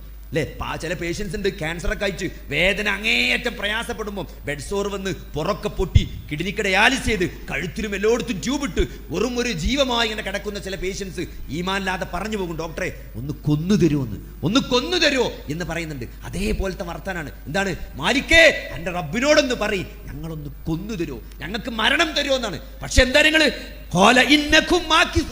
നിങ്ങൾ ഇവിടെ സ്ഥിരമായി താമസിക്കാൻ പോണവരാണ്, നിങ്ങൾക്ക് മരണമില്ല എന്നാണ്. ഒരുപക്ഷെ വിശുദ്ധ ഖുർആനിലെ നരകത്തെ പറ്റി പറഞ്ഞ ആയത്തുകളിൽ ഏറ്റവും ഗൗരവമേറിയ ആയത്ത് സത്യത്തിൽ അതാണ്. കാരണം എന്താ പറയുക, ഏത് പ്രയാസത്തിലും ഇവിടെ നമുക്ക് എങ്ങനെ, എന്ത് ക്യാൻസറിന്റെ വേദനയാണെങ്കിലും എന്ത് പ്രതിസന്ധിയാണെങ്കിലും മരണം ഒരു ആശ്വാസമാണ്. ചില ആൾക്കാർ പറയും മരിച്ചോളല്ലുള്ളൂ, മരണത്തിന് ശേഷം പിന്നെ പടച്ചോന്റെ സമാധാനമല്ലോ, അല്ലേ, അത് പ്രതീക്ഷയാണ്. നിങ്ങൾ ഒരിക്കൽ നരകത്തിലാണ് അകപ്പെടുന്നതെങ്കിൽ പിന്നെ അവിടെ പ്രതീക്ഷയ്ക്ക് വകല്ല, അവിടെ മരണമല്ല, കാലാകാലം ആ എടങ്ങേറിന്റെ കൊടിയിൽ താമസിക്കേണ്ടി വരുന്നതാണ്. അതുകൊണ്ട് ലഖദ് ജിനാകും ബിൽ ഹഖി വലാകിന്ന അക്സറകും ലിൽ ഹഖി കാരിഹൂൻ. എന്താണ്? നിങ്ങൾക്ക് സത്യം കൊണ്ടുവന്നു തന്നു, തീർച്ചയായും ഞാൻ നിങ്ങൾക്ക് സത്യം, അല്ലാഹുവിൻ്റെ വഹിയായ ഈ ഖുർആനും ഈ ഹദീസും നിങ്ങൾക്ക് കൊണ്ടുവന്നു. പക്ഷേ നിങ്ങളിൽ അധിക പേരും ആ സത്യത്തെ വെറുക്കുന്നവരായിരുന്നു എന്നാണ്. അതാണ് അതിൻ്റെ കാരണം. അതുകൊണ്ട് സഹോദരങ്ങളെ, ഈ സത്യത്തെ വെറുക്കാതെ അതിനിഷ്ടപ്പെട്ടുകൊണ്ട് അതിനെ ഫോളോ ചെയ്തുകൊണ്ട് അത് ജീവിതത്തിൽ അലങ്കാരമാക്കിക്കൊണ്ട്, അല്ലേ, നമ്മുടെ ജീവിതത്തിൻ്റെ വൈബ് ദീനായിട്ട് മാറണം. നമ്മൾ എന്തും ആഘോഷിക്കുന്ന നമ്മൾ എന്ത് ചെയ്യണം? നമ്മൾ ആഘോഷിക്കേണ്ടത് നമ്മുടെ ദീനായിരിക്കണം. ഇന്ന് നമ്മൾ അസർ ജമാഅത്ത് നിസ്കരിച്ചോ, മഗ്രിബ് ജമാഅത്ത് നിസ്കരിച്ചോ, അതിലാണ് നമ്മൾ സന്തോഷം കൊള്ളേണ്ടത്. അല്ലാതെ നമുക്ക് എന്തെങ്കിലും ഒരു സാമ്പത്തിക നഷ്ടം ഉണ്ടായതിലല്ല നമ്മൾ വിഷമിക്കേണ്ടത്. നമ്മുടെ ഒരു ജമാഅത്ത് ഉറങ്ങിപ്പോയിട്ട് മിസ്സായിട്ടുണ്ടെങ്കിൽ അതിലാണ് നമ്മൾ വിഷമിക്കേണ്ടത്. അല്ലേ, നമ്മുടെ മകനെ നമ്മൾ പള്ളിയിൽ മുന്നത്തെ സഫിൽ കണ്ടില്ല, അതിലാണ് നമ്മൾ വിഷമിക്കേണ്ടത്. അല്ലാതെ കച്ചവടത്തിൽ ഒരു ദിവസം കുറച്ച് പൈസ കുറഞ്ഞു എന്നതോ എന്തെങ്കിലും സ്ഥലം വിറ്റപ്പം എന്തെങ്കിലും നഷ്ടം പറ്റി എന്നതിലല്ല ഒരു സത്യവിശ്വാസി ദുഃഖിക്കേണ്ടതും വിഷമിക്കേണ്ടതും സഹോദരങ്ങളെ. അതുകൊണ്ട് വിശുദ്ധ ഖുർആനിലെ മറ്റൊരായത്താണ് അവന്റെ ഉമ്മ ഹാവിയയാണെന്ന് പറയുമ്പം, അല്ലേ, ഉമ്മ എന്ന് പറഞ്ഞാൽ എന്താ പറയുക, ഒരു കുട്ടിയെ സംബന്ധിച്ചിടത്തോളം ആ കുട്ടിക്ക് ഏറ്റവും കംഫർട്ടായ സ്ഥലം എന്താണ്? ഇപ്പോൾ ചിലപ്പോൾ പെണ്ണുങ്ങൾ പറയും നമ്മളോട്, എന്ത്, ഞാൻ നല്ല രാത്രി ഉറങ്ങിയിട്ടില്ല, നിങ്ങളെ കുട്ടീനെ കൊണ്ട് എന്താ പ്രശ്നം? നമ്മുടെ കുട്ടി എന്താ അറിയുക, നമ്മുടെ കുട്ടി നിലത്ത് വെച്ചാന്ന് വിളിച്ചു, അതിനടുത്ത് പള്ളമ്മക്ക് വെച്ചാലേ എന്ത് ചെയ്യുള്ളൂ, അപ്പം നുള്ളോളി നിർത്തും. അതെന്തുകൊണ്ടാണ് അല്ലെ? ചിലപ്പോൾ ഇപ്പോൾ സ്ത്രീകൾ പറയല്ലേ, ഞാൻ ഇന്നലെ ഉറങ്ങിയിട്ടില്ല, എന്താ കാരണം, കുട്ടി ഇങ്ങനെ കരയാ, അത് എടുത്ത് പിടിച്ചാലേ കൊണ്ടിടന്നാന്ന് ഒളിച്ചില്ല, വെച്ചാന്ന് ഒളിച്ചു. അത് ആ കംഫർട്ടാണ്. ആ അമ്മാന്റെ ശബ്ദം കേൾക്കുമ്പം, ആ അമ്മാന്റെ തലോടൽ കേൾക്കുമ്പം, ആ എൻ്റെ അമ്മാന്റെ സ്പർശനം കേൾക്കുമ്പം, അതാണ് ഒരു ഉമ്മ എന്ന് പറഞ്ഞാൽ അല്ലേ. ഒരു ഉമ്മ ഏത് ഇടങ്ങേറുണ്ടാവുമ്പോഴും നമ്മളെന്താ പറയാ, ഉമ്മ മണ്ടിയരി എന്ന് പറയാ, എൻ്റെ അമ്മ എന്നാ പറയാ. വേദനിക്കുമ്പോൾ പല ആളുകളും എൻ്റെ അമ്മ എന്നാ പറയാ, അതൊരു ആശ്വാസമാണ്.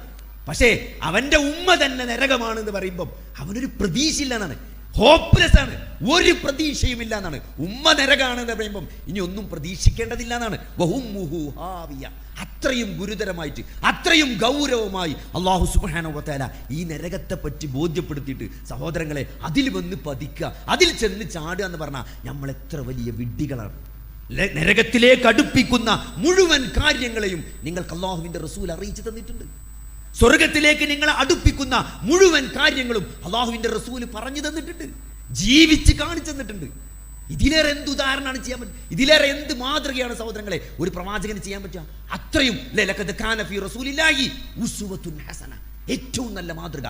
ഓരോ സാഹചര്യത്തിലും എങ്ങനെ പെരുമാറണം, ഏത് നിലപാടെടുക്കണം എന്ന് കൃത്യമായിട്ട് പ്രവാചകൻ 23 വർഷത്തെ പ്രവാചക ജീവിതത്തിൽ, 13 വർഷത്തെ മക്ക ജീവിതത്തിലും 10 വർഷത്തെ മദീന ജീവിതത്തിലും കൂടി ഒരു മുസ്ലിമിന് ജീവിതത്തിലുടനീളം ആവശ്യമായ ലോകത്തിന്റെ ഏത് ഭാഗത്തും ഏത് സാഹചര്യത്തിലും ജീവിക്കുന്ന മുസ്ലിമിന് ഏറ്റവും നല്ല മാതൃക നൽകിക്കൊണ്ട് ആ പ്രവാചകന്റെ 23 വർഷത്തെ ജീവിതം ലോകാവസാനം വരെയുള്ള മുഴുവൻ മുസ്ലിങ്ങൾക്കും അല്ല മുഴുവൻ മനുഷ്യർക്കും അള്ളാഹു സാക്ഷിയാക്കി ബാക്കിയാക്കി ഇങ്ങനെ വെച്ചിരിക്കുകയാണ്.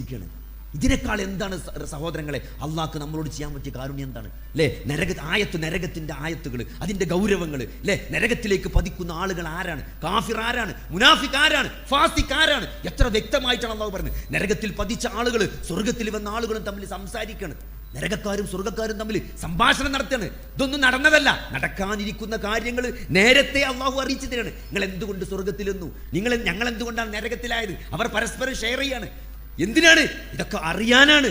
ആരാണ് നരകത്തിൽ പോകുന്നവർ, ആരാണ് സ്വർഗത്തിൽ പോകുന്നവർ, അതൊക്കെ മനസ്സിലാക്കി ആ നരകത്തിൽ നിന്ന് അകലം പാലിച്ചുകൊണ്ട് ആ സ്വർഗത്തിലേക്ക് എത്താനുള്ള നിതാന്ത പരിശ്രമം നടത്താൻ വേണ്ടിയിട്ട്. അതാണ് സഹോദരങ്ങളെ ജീവിതം എന്നത്, അതാണ് ഈ ജീവിതത്തിന്റെ ലക്ഷ്യം എന്നത്. വമാ ഖലഖ്തുൽ ജിന്ന വൽ ഇൻസ ഇല്ലാ ലിയഅ്ബുദൂനി, എന്നെ മാത്രം ആരാധിക്കുക, അല്ലാഹുവിനെ അറിയുകയും അല്ലാഹുവിന്റെ നാമങ്ങളും ഗുണങ്ങളും വിശേഷണങ്ങളും. ഇബ്നു അബ്ബാസ് റളിയല്ലാഹു അൻഹു പറഞ്ഞത് അല്ലാഹുവിനെ മഅരിഫത്തുള്ളാണ്.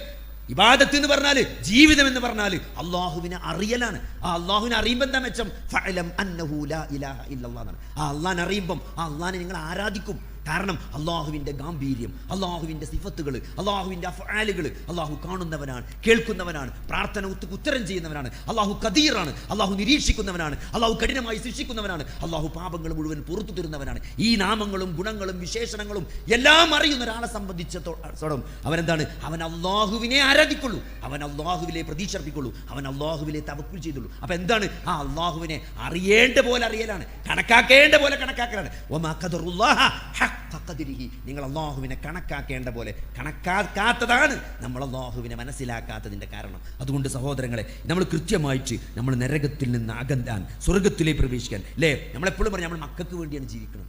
ചില ആളുകളൊക്കെ പറയണ്ടേ 35 വർഷം ഞാൻ മരുഭൂമിയിൽ ജോലി ചെയ്ത് ഞാനിപ്പോൾ പ്രമേഹവും പ്രഷറും എല്ലാ കിഡ്നിയൊക്കെ പോയിട്ട് എല്ലാ അസുഖവുമായി ഇപ്പോൾ തിരിച്ചു വന്നിക്കണം. എന്തിനു വേണ്ടി? എൻ്റെ 5 പെൺകുട്ടികളെ കെട്ടിച്ചു അല്ലേ, എൻ്റെ 2 കുട്ടികളെ ഞാൻ MBBS എനപ്പോയിൽ കൊണ്ടുപോയി ചേർത്തി അവിടെ പഠിപ്പിച്ചു എന്നൊക്കെ ആളുകൾ പറഞ്ഞ. ഗൾഫ് പോയിട്ട് എൻ്റെ ജീവിതം ഫുള്ള് എന്ത് ചെയ്തു, അവർക്ക് വേണ്ടി നശിപ്പിച്ചു എന്നൊക്കെ ആൾക്കാർക്ക് ലാസ്റ്റ് മക്കളൊന്നും തിരിച്ചു തരാതെ ആൾക്കാർ പറഞ്ഞു പോകും.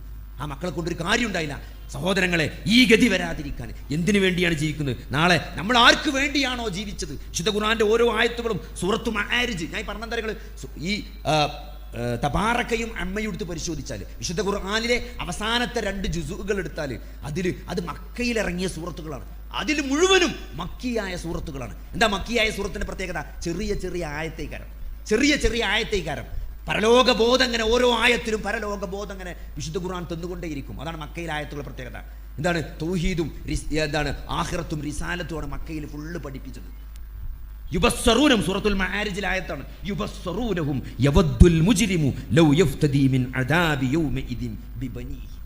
തൻ്റെ മക്കളെ കൊടുത്തുകൊണ്ട്, തൻ്റെ മക്കളെ ഫിദ്യ കൊടുത്തുകൊണ്ട്, മക്കളെ പ്രായശ്ചിത്തം നൽകിക്കൊണ്ട് ഒരാൾ നാളെ ആ നരകത്തിൽ നിന്ന്, ആ പ്രയാസത്തിന്റെ ശിക്ഷയിൽ നിന്ന് മോചനം നേടാൻ കഴിഞ്ഞിരുന്നെങ്കിൽ എന്ന് ആളുകൾ ആഗ്രഹിച്ചു പോകുന്നതാണ്. ഇവിടെ മക്കൾക്ക് വേണ്ടി മരിക്കാണ് അല്ലേ, കിഡ്നി കൊടുക്കാൻ തയ്യാറാണ് അല്ലേ. ഒരു അമ്മ എന്ത് ചെയ്തു, മകന് കിഡ്നി കൊടുക്കാൻ തയ്യാറാണ്. ഭാര്യ കൊടുക്കാത്തടത്ത് ഉമ്മ കൊടുക്കുന്നത് എന്തുകൊണ്ടാണ്?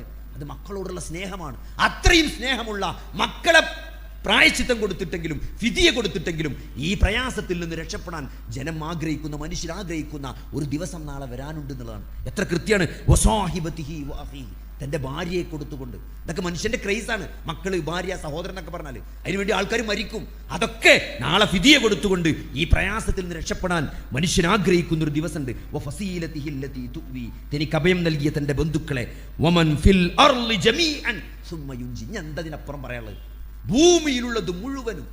എന്തിന് സഹോദരങ്ങളെ അല്ലേ? കഴിഞ്ഞ ദിവസം ഒരു വാർത്ത കേട്ടു. ഞാൻ അറിയുന്ന ഒരു ഡോക്ടർ എന്താണ്, അദ്ദേഹം എന്ത് ചെയ്തു, അമേരിക്കയിൽ പോയിട്ട് 79-ാമത്തെ വയസ്സിൽ തൻ്റെ ഹൃദയവും ശ്വാസകോശവും മാറ്റി വെച്ചത്. സാധാരണ ഹൃദയം മാറ്റി വെക്കൽ നമ്മൾ കേട്ടു, ശ്വാസകോശം ഇത് രണ്ടും മാറ്റി വെച്ചിട്ടുണ്ട്. 79-ാമത്തെ വയസ്സിൽ ഏകദേശം ഇന്ത്യയിലെ 30 കോടി റുപ്യ ഏകദേശം ചെലവാക്കിയിട്ടുണ്ട്. ഒരു പുരുഷായുസ് കൊണ്ട് ഉണ്ടാക്കിയ പൈസനേക്കാൾ 79-ാമത്തെ വയസ്സിൽ ജീവിക്കാൻ വേണ്ടിയിട്ട് കുറച്ചു കാലം ജീവിക്കാൻ വേണ്ടിയിട്ട് എന്തും മനുഷ്യൻ കൊടുക്കും ഈ ജീവിതത്തിന് വേണ്ടി. അപ്പൊ അങ്ങനെ ആലോചിച്ച് നോക്കി, ആ പരലോകത്തെ ശിക്ഷ നേരിൽ കാണുന്ന സന്ദർഭത്തിൽ ഭൂമിയിലുള്ളത് മുഴുവൻ കൊടുത്തിട്ടെങ്കിലും ഇതിൽ നിന്ന് രക്ഷപ്പെടാൻ മനുഷ്യൻ ആഗ്രഹിക്കുന്ന ഒരു ദിവസം വരുന്നതാണ്. അന്നേ ദിവസം ആരാണ്? അന്ന് മുത്തക്കികളല്ലാത്ത ആളുകളൊക്കെ പരസ്പരം ശത്രുക്കളായിരിക്കുന്നതാണ്. അതുകൊണ്ട് മുത്തക്കികളല്ലാത്ത നിങ്ങൾക്ക് എന്ത് ബന്ധമുണ്ടോ സഹോദരങ്ങളെ? ഓരൊക്കെ നാളെ നമ്മളെ ശത്രുക്കളായിട്ട് വരും. മുത്തക്കിങ്ങൾ മാത്രമേ നാളെ ഖിയാമത്ത് നാളിൽ സുഹൃത്തുക്കളായിട്ടുണ്ടാവുള്ളൂ. ബാക്കിയൊക്കെ നമ്മൾ എഗെയിൻസ്റ്റ് ആയിട്ട് വരുന്ന ഒരു സന്ദർഭം നാളെ ജീവിതത്തിൽ വരാനുണ്ട്. അതുകൊണ്ട് നല്ലോണം പ്രാർത്ഥിക്കുക. റബ്ബനാ ഹബ് ലനാ മിൻ അസ്വാജിനാ വദുരിയാതിനാ ഖുർറത അയുൻ വജ്അൽനാ ലിൽ മുത്തഖീന ഇമാമ. നമ്മൾ ഏറ്റവും കൂടുതൽ ദുനിയാവിൽ സ്നേഹിച്ച നമ്മുടെ മക്കൾ നാളെ നമുക്കെതിരെ ശത്രുക്കളായി വരാതിരിക്കാൻ നമ്മൾ നിരന്തരം പ്രാർത്ഥിച്ചുകൊണ്ടിരിക്കണം എന്നാണ്. ആ പ്രാർത്ഥന ഇബാദുർ റഹ്മാന്റെ പ്രാർത്ഥനയായിട്ട് അള്ളാഹു വിശുദ്ധ ഖുർആൻ സൂറത്ത് ഫുർഖാന്റെ അവസാനത്തെ ആയത്തുകളിൽ പഠിപ്പിച്ച പ്രാർത്ഥനയാണിത്. എന്താണ്? വജ്അൽനാ ലിൽ മുത്തഖീന ഇമാമ എന്നാണ്. മുത്തഖിയാക്കണം എന്നല്ല പറഞ്ഞത്, മുത്തഖീങ്ങൾക്ക് ഇമാമാക്കണം എന്നാണ് പറഞ്ഞത്. എന്താ സഹോദരങ്ങളെ? ആ ആയത്ത് വിശദീകരിച്ചെടുത്ത് മുഫസ്സിറുകൾ ഉദ്ധരിച്ചൊരു സംഭവം കാണാൻ പറ്റും. എന്താണ്? നമ്മൾ അങ്ങനെ ചിന്തിക്കണം. മുത്തഖിലിമ എന്താണ്?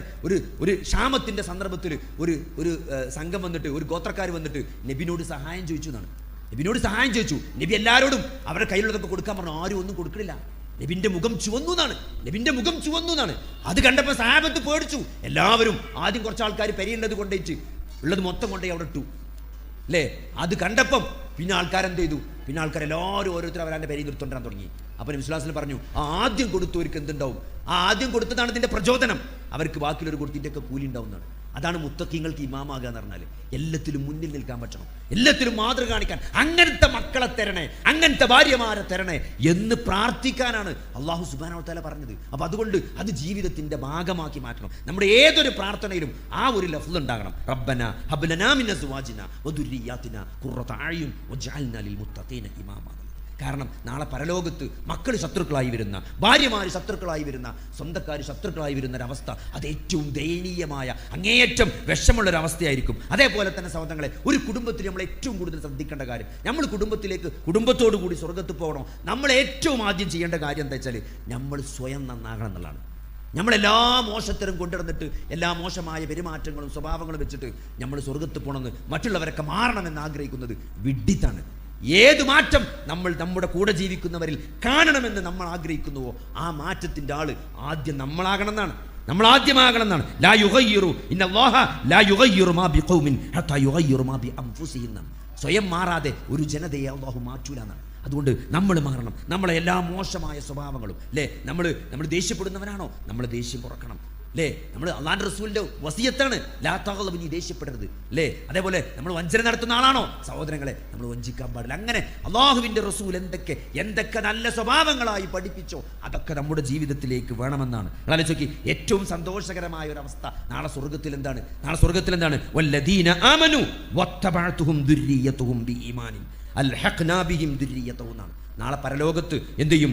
ഏതൊരു കൂട്ടർ വിശ്വസിക്കുകയും അവരുടെ സന്താനങ്ങൾ ആ വിശ്വാസത്തിൽ അവരെ ഇത്തിബാഅ് ചെയ്യുകയും പിന്തുടരുകയും ചെയ്തിരിക്കുന്നുവോ അവരുടെ സന്താനങ്ങളെ നാം അവർക്കൊപ്പം ചേർക്കുന്നതാണ്. ഇത് വല്ലാത്തൊരായത്താണ്. വിശുദ്ധ ഖുർആനിലെ ഒരു മനുഷ്യന് സമാധാനം കിട്ടുന്ന ആയത്തുകളിൽ വല്ലാത്തൊരായത്താണ് ഈ ആയത്ത്. സൂറത്തു തൂറിലെ 21-ാമത്തെ ആയത്ത്. വല്ലദീന ആമനു, വിശ്വസിച്ച ആളുകൾ, വത്തബഅതുഹും ദുർരിയ്യതുഹും, വിശ്വാസത്തിൽ അവരെ പിന്തുടർന്ന അവരുടെ സന്താനങ്ങൾ, അവർക്ക് അല്ലാഹു നൽകുന്ന ഈമാൻ, അവർക്ക് അല്ലാഹു നൽകുന്ന ഒരു പ്രതിഫലം എന്താ? അൽഹഖ്നാ ബിഹിം ദുർരിയ്യതുഹും എന്നാണ്. അതായത് നാളെ പരലോകത്ത് മാതാപിതാക്കൾ, പരലോകത്തിൽ പ്രത്യേകതകൾ, നാളെ സ്വർഗത്തിൽ ഒരു ദറജല്ല, സ്വർഗത്തിൽ ദറജകളാണ്. എല്ലാവരും ഒരേ സ്വർഗത്തിലല്ല പോകുക, വ്യത്യസ്തമായ സ്വർഗാണ്. സ്വർഗത്തിൽ ദറജകളുണ്ട്.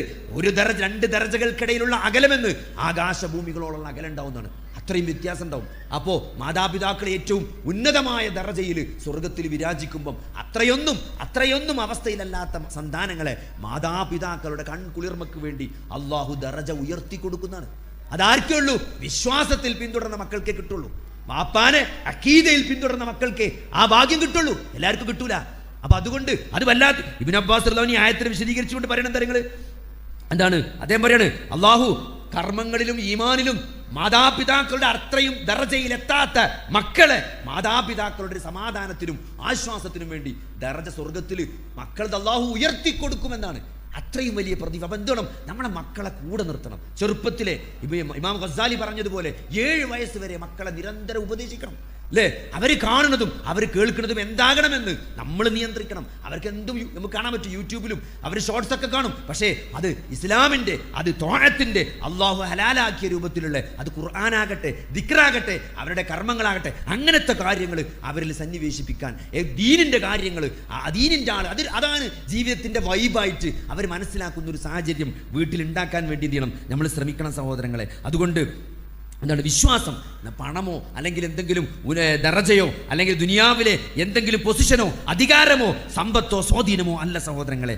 നമ്മുടെ അഖീദയാണ്. അഖീദുള്ള മക്കൾ, അവനെത്ര എന്താണ് നല്ല ദറജയിലല്ലാത്ത ജോലിയാണെങ്കിലും എൻ്റെ മകന് അഖീദയിൽ എന്നോടൊപ്പമാണ്, പള്ളിയിൽ അവൻ മുന്നത്തെ സുഫിലുണ്ടാവും, ദീനിൻ്റെ കാര്യത്തിൽ അവൻ മുന്നിലാണ് എന്നതിൽ സന്തോഷിക്കാനും ആശ്വസിക്കാനും ഒരു പിതാവിന്, മാതാപിതാക്കൾക്ക് സാധിക്കേണ്ടതുണ്ട്. അതുകൊണ്ട് നമ്മൾക്ക് ശേഷം നമ്മൾ മരിച്ച് നമ്മൾ ഈ ഭൂമിയിൽ നിന്ന് നമ്മൾ ഖബർ കൊണ്ടുപോയി വെച്ചാൽ നമുക്ക് ശേഷം എന്ത് സഹോദരങ്ങളെ മക്കൾ ഓരിച്ചെടുക്കും? നമ്മൾ ഉണ്ടാക്കിയ സമ്പത്ത് മുഴുവൻ, അല്ലേ? പാപ്പാന്റെ സ്വത്ത് എത്ര ഉണ്ടെന്ന് അറിയില്ലെന്നാണ്. കുഞ്ഞാലിയാക്കാനെ വിളിക്കണം എന്നാണ്. കുഞ്ഞാലിയാക്കാൻ്റെ അടുത്താണ് ആധാരം, അല്ലെ? ബിനാമികളുണ്ടാവും പല ആളുകൾക്കും. ആരൊക്കെ പേരിൽ രജിസ്റ്റർ ചെയ്ത സ്വത്തുകൾ, ടാക്സിൽ നിന്നും മറ്റേതൊക്കെ രക്ഷപ്പെടാൻ വേണ്ടി ബിനാമികളുള്ള ആളുകൾ മരിച്ചാലേ അറിയുള്ളൂ എത്ര സ്വത്തുണ്ട്, എത്ര ആധാരമുണ്ട് എന്ന് പോലും. സഹോദരങ്ങളെ, അതൊക്കെ അനന്തരാവകാശികൾ ഓഹരി വെച്ചെടുക്കുന്ന ഒരു ദിവസം വരുന്നതാണ്. എനിക്ക് ശേഷം എന്ത് എന്നുള്ളൊരു ചോദ്യമുണ്ട്. അബൂ ഹുറൈറ റളിയല്ലാഹു അൻഹു പറയാണ്, ഖാല റസൂലുള്ളാഹി സ്വല്ലല്ലാഹു അലൈഹി വസല്ലം, ഇദാ മാത ഇബ്നു ആദം, ആദമിന്റെ മനുഷ്യൻ, ആദമിന്റെ മകൻ മരിച്ചാൽ ഇൻഖതഅ അമലുഹു, അവന്റെ അമലുകൾ മുറിഞ്ഞു പോകും. ഒരു സുബ്ഹാനല്ലാഹ് പിന്നെ ചെല്ലാൻ പറ്റൂല. അക്കൗണ്ട് ഫ്രീസ് ചെയ്തു. ആ അക്കൗണ്ടിലേക്ക് ഒരു സുബ്ഹാനല്ലാഹ് ചെല്ലാൻ, ഒരു 2 റക്അത്ത് സുന്നത്ത് നിസ്കരിക്കാൻ ഒന്നും ആ അക്കൗണ്ടിലേക്ക് പിന്നെ കയറ്റാൻ സാധ്യമല്ല. ഇല്ലാ മിൻ സലാസ, 3 കാര്യങ്ങൾ ഒഴികെ. ഒന്നെന്താണ്? സ്വദഖത്തിൻ ജാരിയത്തിൻ, നിലനിൽക്കുന്ന സ്വതക്ക, അല്ലേ? നമ്മൾ എന്തെങ്കിലും നിലനിൽക്കുന്ന എന്തെങ്കിലും സ്വതക്കകൾ കൊടുത്തിട്ടുണ്ടെങ്കിൽ, ഇതാ പള്ളിക്ക് നമ്മൾ ഒരു പീഡിയ റൂം കൊടുത്തു, അല്ലേ? ചില ആൾക്കാർ തെങ്ങ് കൊടുക്കും, ചില ആൾക്കാർ എന്ത് ചെയ്യും? ചിലർക്ക് ഒരു ഷോപ്പ് ഉണ്ടാക്കി കൊടുക്കും, അല്ലെങ്കിൽ ഒരു ഫ്ലാറ്റ് ഉണ്ടാക്കി കൊടുക്കും. അതിൻ്റെ വരുമാനം മദ്രസ കിട്ടട്ടെ, അറബി കോളേജ് കിട്ടട്ടെ, പള്ളി കിട്ടട്ടെ എന്ന് വിചാരിച്ചിട്ട്, അല്ലെങ്കിൽ ഒരു ബസ് സ്റ്റോപ്പ് ഉണ്ടാക്കി, ഒരു കിണറുണ്ടാക്കി കൊടുത്തു. അങ്ങനെ നിലനിൽക്കുന്ന ഒരു ഖുർആൻ പള്ളിയിലേക്ക് വഖഫ് ചെയ്തു. അങ്ങനെ നിലനിൽക്കുന്ന എന്തൊക്കെ സൽക്കർമ്മങ്ങൾ, സ്വതക്കയാണ് ഒരാൾ ചെയ്തത്, അത് അവൻ്റെ ഖബറിലേക്ക് എത്തിക്കൊണ്ടിരിക്കും. ഔ ഇൽമിൻ യുൻതഫഉ ബി, ഒരു ഉപകാരപ്രദമായ അറിവ് ഒരാൾക്ക് പകർന്നു കൊടുത്തിട്ടുണ്ടെങ്കിൽ അത് നാളെ ബാക്കി ഉണ്ടാവും. ആലോചിച്ച് ഒരു ദിക്ർ ഒരാൾക്ക് പറഞ്ഞു കൊടുത്തു. ഈ യാത്രയിൽ അങ്ങാടിയിലെത്തുമ്പോൾ നല്ലൊരു പ്രാർത്ഥന ഉണ്ട്, 10 ലക്ഷം പ്രതിഫലം കിട്ടുന്ന ഒരു പ്രാർത്ഥന ഉണ്ട്, അല്ലേ? അശ്ഹദു ലാ ഇലാഹ ഇല്ലല്ലാഹു വഹ്ദഹു ലാ ശരീക ലഹു വഅശ്ഹദു അന്ന ലാ ഇലാഹ ഇല്ലല്ലാഹ് യുഹീ വയുമീതു വഹുവ ഹയ്യുൻ ലാ യമൂത്ത് ബിയദിക്കൽ ഖൈർ വഹുവ അലാ കുല്ലി ഷൈഇൻ ഖദീർ എന്നുള്ള പ്രാർത്ഥന. അത് അങ്ങാടി ചെല്ലുക, 10 ലക്ഷം ഹസനാത്ത് എഴുതപ്പെടുന്നു. അത് യാത്രയിൽ അങ്ങാടി കൂടെ പോകുമ്പോൾ, നമ്മൾ എത്രയോ ദിവസം വണ്ടി അയച്ച് അങ്ങാടി കൂടെ പോകുന്നുണ്ട്, ആ അങ്ങാടിയിലെത്തുമ്പോൾ ഒന്ന് പ്രാർത്ഥിക്കുക, അല്ലേ? ഒരു കയറ്റം കയറുമ്പോൾ, യാത്ര പോകുമ്പോൾ കയറ്റം ഇറക്കം തന്നെ ഉണ്ടാകുക. ഒരു കയറ്റം കയറുമ്പോൾ അല്ലാഹു അക്ബർ, ഒരു സുബ്ഹാനല്ലാഹ്, ഒരു ഇറക്കിറങ്ങുമ്പോൾ ഒരു സുബ്ഹാനല്ലാഹ്, അങ്ങനെ ഒരു ദിക്ർ ഒരാൾക്ക് പറഞ്ഞെടുത്താൽ ആ നന്മ അയാൾ ചെയ്യുമ്പോൾ സഹോദരങ്ങളെ, അതിൻ്റെ പ്രതിഫലം നമ്മൾ എന്നോ പറഞ്ഞെടുത്തേക്കാരം. നമ്മൾ മരിച്ചിട്ടും ആ യാത്രയിൽ അയാൾ ചെല്ലുമ്പോൾ, ഓരോ അങ്ങാടിയിലെത്തുമ്പോൾ അയാളത് ചെല്ലുമ്പോൾ അതിൻ്റെ കൂലി നമ്മളെ ഖബറിലേക്ക് വരുന്നതാണ്. വല്ലാത്തൊരു പ്രതിഫലമാണ്. അതുകൊണ്ട് ഒരു ദർസ് എടുത്തു കൊടുക്കുക, ഒരാൾക്ക് ഒരു ക്ലാസ് എടുത്തു കൊടുക്കുക, ഒരു കിതാബ് എഴുതുക. ഞാൻ അതിന് പറ്റൂല സഹോദരങ്ങളെ. ആർക്കെങ്കിലും എഴുതാൻ കഴിവുള്ളവരുടെ ചെന്നിട്ട് നിങ്ങളൊരു പുസ്തകം എഴുതി ഒരു നോട്ടുണ്ടാക്കി, ഞാനത് പ്രിന്റ് ചെയ്യാം, ഞാനത് PDF ഇറക്കാം, ഞാനത് പരസ്യം കൊടുക്കാം, ഞാനത് ജനങ്ങൾക്ക് എത്തിക്കാം എന്ന് പറഞ്ഞിട്ട് അങ്ങനെ ചെയ്യുന്ന ആളുകൾ എന്തിനു വേണ്ടി? നാളെ പ്രതിഫലം കിട്ടണമെന്ന് ആഗ്രഹിച്ച്, ഖബർക്ക് വല്ലതും വരണമെന്ന് ആഗ്രഹിച്ചിട്ട്. ഔ വലദിൻ സ്വാലിഹിൻ, 3ാമത്തെ തരങ്ങൾ നമുക്ക് വേണ്ടി പ്രാർത്ഥിക്കുന്ന മക്കൾ. മക്കള് വാപ്പാന്റെ ആധാരം ഓരിയച്ച് ആധാരത്തിന് കടികൂടി അല്ലെങ്കിൽ സമ്പത്തിന് വേണ്ടി കടികൂടുന്ന മക്കളല്ല. ആ മരിച്ചിട്ടും ആ മരണം വരെ തൻ്റെ മാതാപിതാക്കൾക്ക് കാരുണ്യം ചൊരിയണമേ എന്ന് പ്രാർത്ഥിക്കുന്ന മക്കള് അങ്ങനത്തെ മക്കളെയാണ് സഹോദരങ്ങളെ നമ്മൾ ഉണ്ടാക്കേണ്ടത്. പദവികളും അലങ്കാരവും ശമ്പളവും ഡിഗ്രികളും സ്വാധീനവുമുള്ള വലിയ മക്കളെ ഉണ്ടാക്കണം എന്നല്ല, ഉണ്ടാക്കരുത് എന്നല്ല, പക്ഷേ അതിൻ്റെ ഒക്കെ കൂടെ തൻ്റെ മാതാപിതാക്കൾക്ക് വേണ്ടി ആത്മാർത്ഥമായി പ്രാർത്ഥിക്കുന്നവരായിരിക്കണം എന്ന ഒരു ബോധം കൂടി കുഞ്ഞുനാളിലേ നമുക്ക് കൊടുക്കാൻ പറ്റണമെങ്കിൽ എന്ത് വേണം? നമ്മൾ ജീവിക്കുമ്പം നമ്മുടെ മാതാപിതാക്കളെ ചേർത്ത് നിർത്തിയാലാണ് ആ കുട്ടികൾക്ക് അത് പാടാക. നമ്മളെങ്ങനെ എങ്ങനെ പറഞ്ഞ് പഠിപ്പിച്ചിട്ടും കാര്യമില്ല. നമ്മളെ വാപ്പാനോട് നമ്മുടെ മകൻ നമ്മൾ ഏത് നിലപാടാണ് സ്വീകരിച്ചത് എന്ന് നമ്മുടെ മക്കൾ അറിഞ്ഞിട്ടുണ്ടെങ്കിൽ, നമ്മളെ മക്കളത് മനസ്സിലാക്കിയിട്ടുണ്ടെങ്കിൽ, എൻ്റെ വാപ്പ എന്തെങ്കിലും പറഞ്ഞ എൻ്റെ വല്യാപ്പ എന്തെങ്കിലും പറയുമ്പം എൻ്റെ വാപ്പ മിണ്ടാറില്ല അല്ലേ, ഇഷ്ടമല്ലെങ്കിലും എൻ്റെ വാപ്പ ഒന്നും മിണ്ടൂല എന്ന് മനസ്സിലാക്കിയൊരു പേരക്കുട്ടി ആ വലുതാവുമ്പം അതേ നിലപാടാണ് വാപ്പാനോട് എടുക്കുക. കാരണം എന്താ അറിയോ? എൻ്റെ വാപ്പ അങ്ങനെയായിരുന്നു, എൻ്റെ വല്യാപ്പ ചൂടാവുമ്പം എൻ്റെ വാപ്പ തലിന്താതിരിക്കുന്നതാണ്, തിരിച്ചൊന്നും പറയില്ല എന്നാണ്.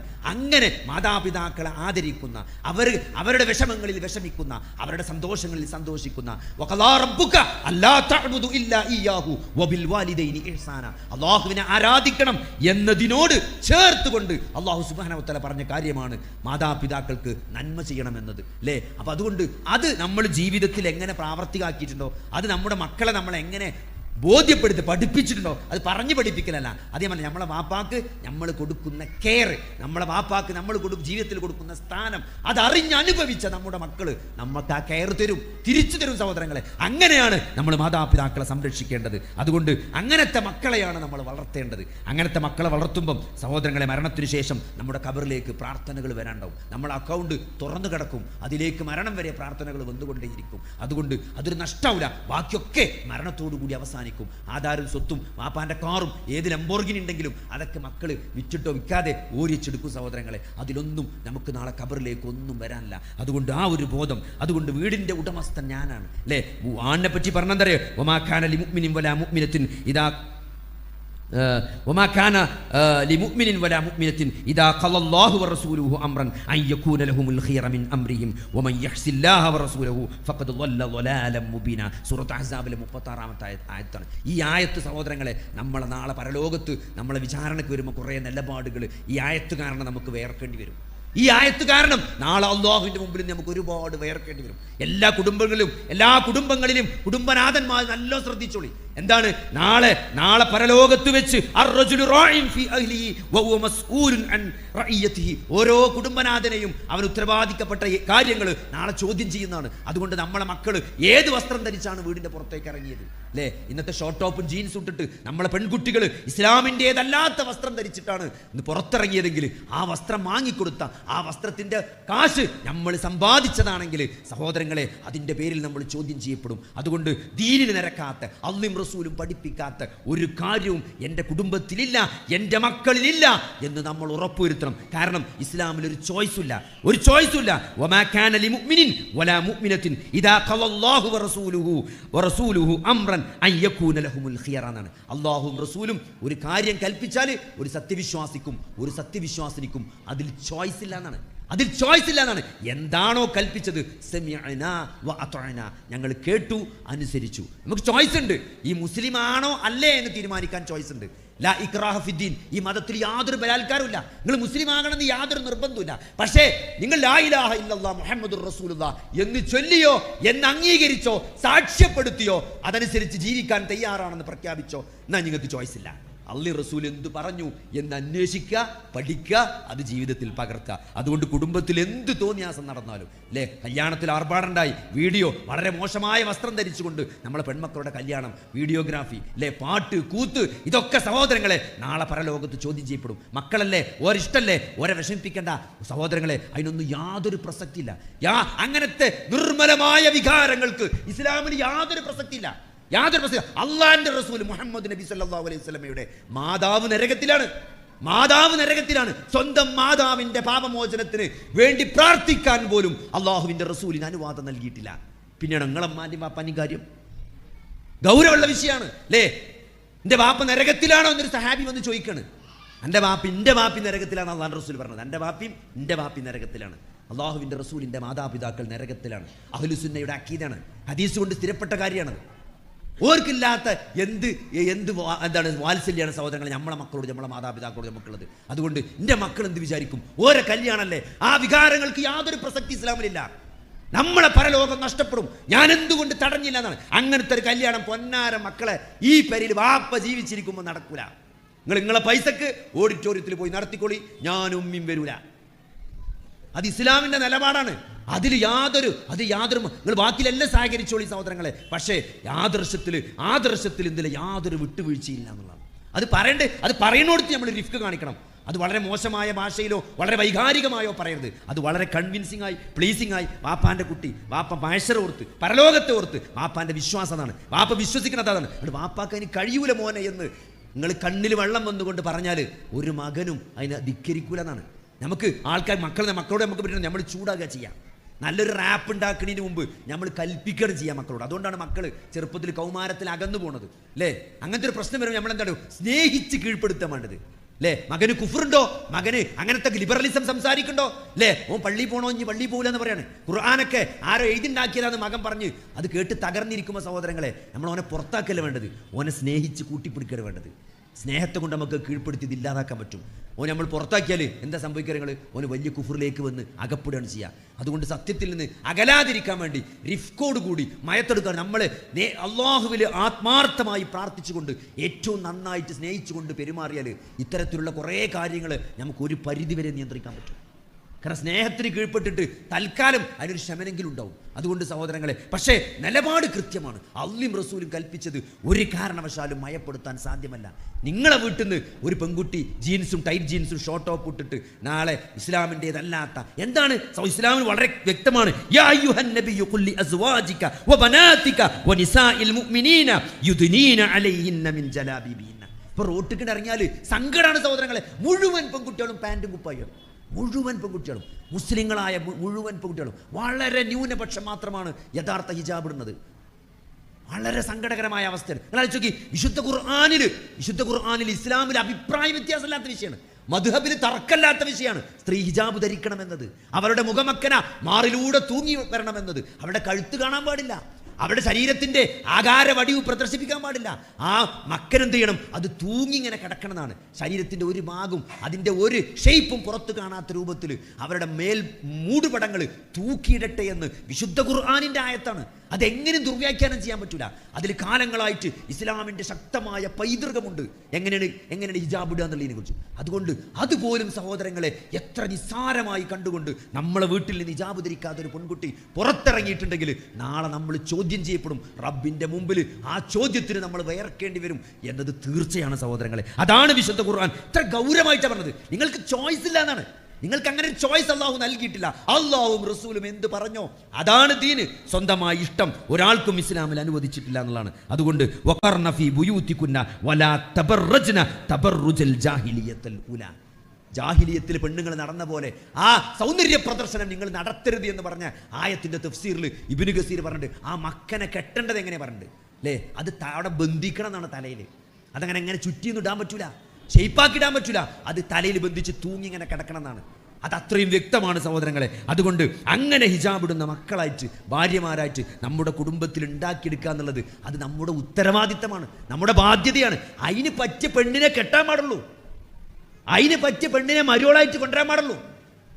അപ്പം അതുകൊണ്ട് ആ ഒരു ബോധം അങ്ങനത്തെ കുട്ടികളെ, അങ്ങനത്തെ സന്താനങ്ങളെ പ്രസവിക്കാനും വളർത്താനുമുള്ള ആക്കുണ്ടാണ്ട് ഒരു ക്വാളിഫിക്കേഷൻ ഉണ്ട്. ആ ക്വാളിഫിക്കേഷനിലെ പെണ്ണിനെ എന്ത് ചെയ്യാൻ പറ്റുള്ളൂ? നമ്മൾ കെട്ടാൻ പാടുള്ളൂ, അല്ലെങ്കിൽ നമ്മുടെ മക്കൾ കെട്ടാൻ പാടുള്ളൂ. ആ ഒരു ബോധമാണ് നമുക്ക് ഒന്നിച്ച് കുടുംബത്തോടെ സ്വർഗത്തിലേക്ക് പോകണമെങ്കിൽ ആ ഒരു ബോധം നമ്മൾ ജീവിതത്തിൽ നിലനിർത്തണം. ആ ബോധത്തിനനുസരിച്ചുള്ളൊരു ജീവിതവും പ്രവർത്തനവും ആത്മാർത്ഥമായ പ്രാർത്ഥനയും ഒരു നിർഭരമായ ഒരു മനസ്സുകൂടി ഉണ്ടെങ്കിൽ സഹോദരങ്ങളെ അതിന് പടച്ചോൻ്റെ തൗഫീക്ക് ഉണ്ടാവും. അതേപോലെ തന്നെ എന്താണ് ഭാര്യ എന്ന് പറഞ്ഞാൽ വീട്ടിലെ റാണിയാണ്.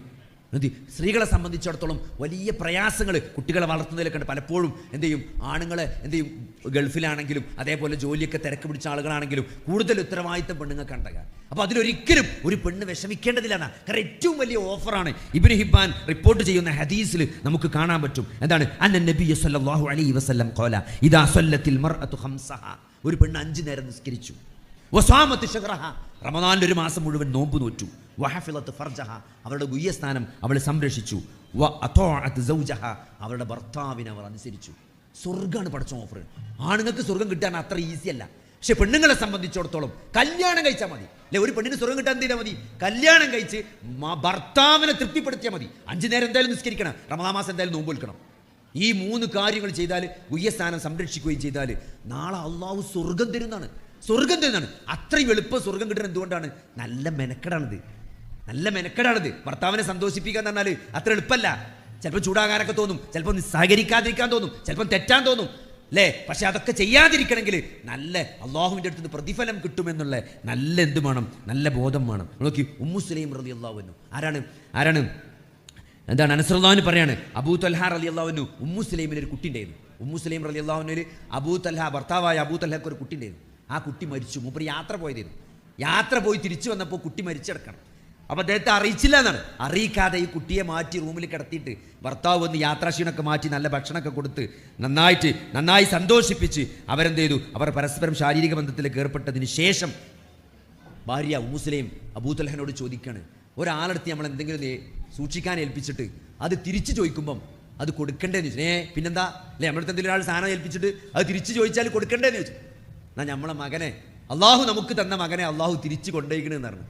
അപ്പോൾ അദ്ദേഹത്തിന് ഭയങ്കര സങ്കടമായി, വിഷമമായി. കാരണം ജനാബത്തിൻ്റെ ഒരു അവസ്ഥയിലാണല്ലോ ഈ ഒരു വർത്താനം കേൾക്കേണ്ടി വന്നത്. അദ്ദേഹം നബിനോട് പോയിട്ട് പരാതി പറഞ്ഞതാണ്. ഇങ്ങനെ കാണിച്ചിന് നബി സല്ലല്ലാഹു അലൈഹി വസല്ലമ പ്രാർത്ഥിച്ചു എന്നാണ്. നബി സല്ലല്ലാഹു അലൈഹി വസല്ലമ പ്രാർത്ഥിച്ചതായിട്ട് ഹദീസിൽ കാണാമെന്നാണ്. നിങ്ങൾക്ക് 2 പേർക്കും ഈ രാത്രിയിൽ അള്ളാഹു ബറക്കത്ത് നൽകട്ടെ എന്നാണ്. എന്നിട്ട് എന്താണ് ആ രാത്രിയിൽ അവരുടെ ശാരീരിക ബന്ധത്തിലുണ്ടായ കുട്ടി അബ്ദുള്ള എന്നൊരു കുട്ടി ജനിച്ചു. ആ കുട്ടിക്ക് 9 കാര്യങ്ങളായ മക്കളെയാണ് അള്ളാഹു സുബ്ഹാനഹു വ തആല കൊടുത്തത്. നിങ്ങൾ ആലോചിച്ച് നോക്കി. അപ്പം എന്താണ് അങ്ങനത്തെ എല്ലാം അള്ളാഹുവിൻ്റെ തൃപ്തി ആഗ്രഹിച്ചുകൊണ്ട് ഏത് പ്രതിസന്ധിയിലും ക്ഷമിക്കാനും ഭർത്താവിനെ തൃപ്തിപ്പെടുത്താനും കഴിയുന്ന ഒരു ഭാര്യയെ സംബന്ധിച്ചിടത്തോളം നോക്കി, അള്ളാഹിൻ്റെ റസൂല്, ഈ ലോകത്ത് അള്ളാഹുവിൻ്റെ റസൂൽ ഏറ്റവും കൂടുതൽ സ്നേഹിച്ചതാരാണ്? അള്ളാഹു കഴിഞ്ഞാൽ ഫാത്തിമ ബി. നമുക്ക് കാണാൻ പറ്റും, മനുഷ്യന്മാരിൽ ഏറ്റവും കൂടുതൽ സ്നേഹിച്ചത് ഫാത്തിമ റളിയല്ലാഹുവിനെക്കാണ്. അത്രയും വലിയ ബന്ധമാണ് ആ ഉമ്മയും ആ വാപ്പയും മകളും തമ്മിലുണ്ടായിരുന്നത്. ആ ഫാത്തിമ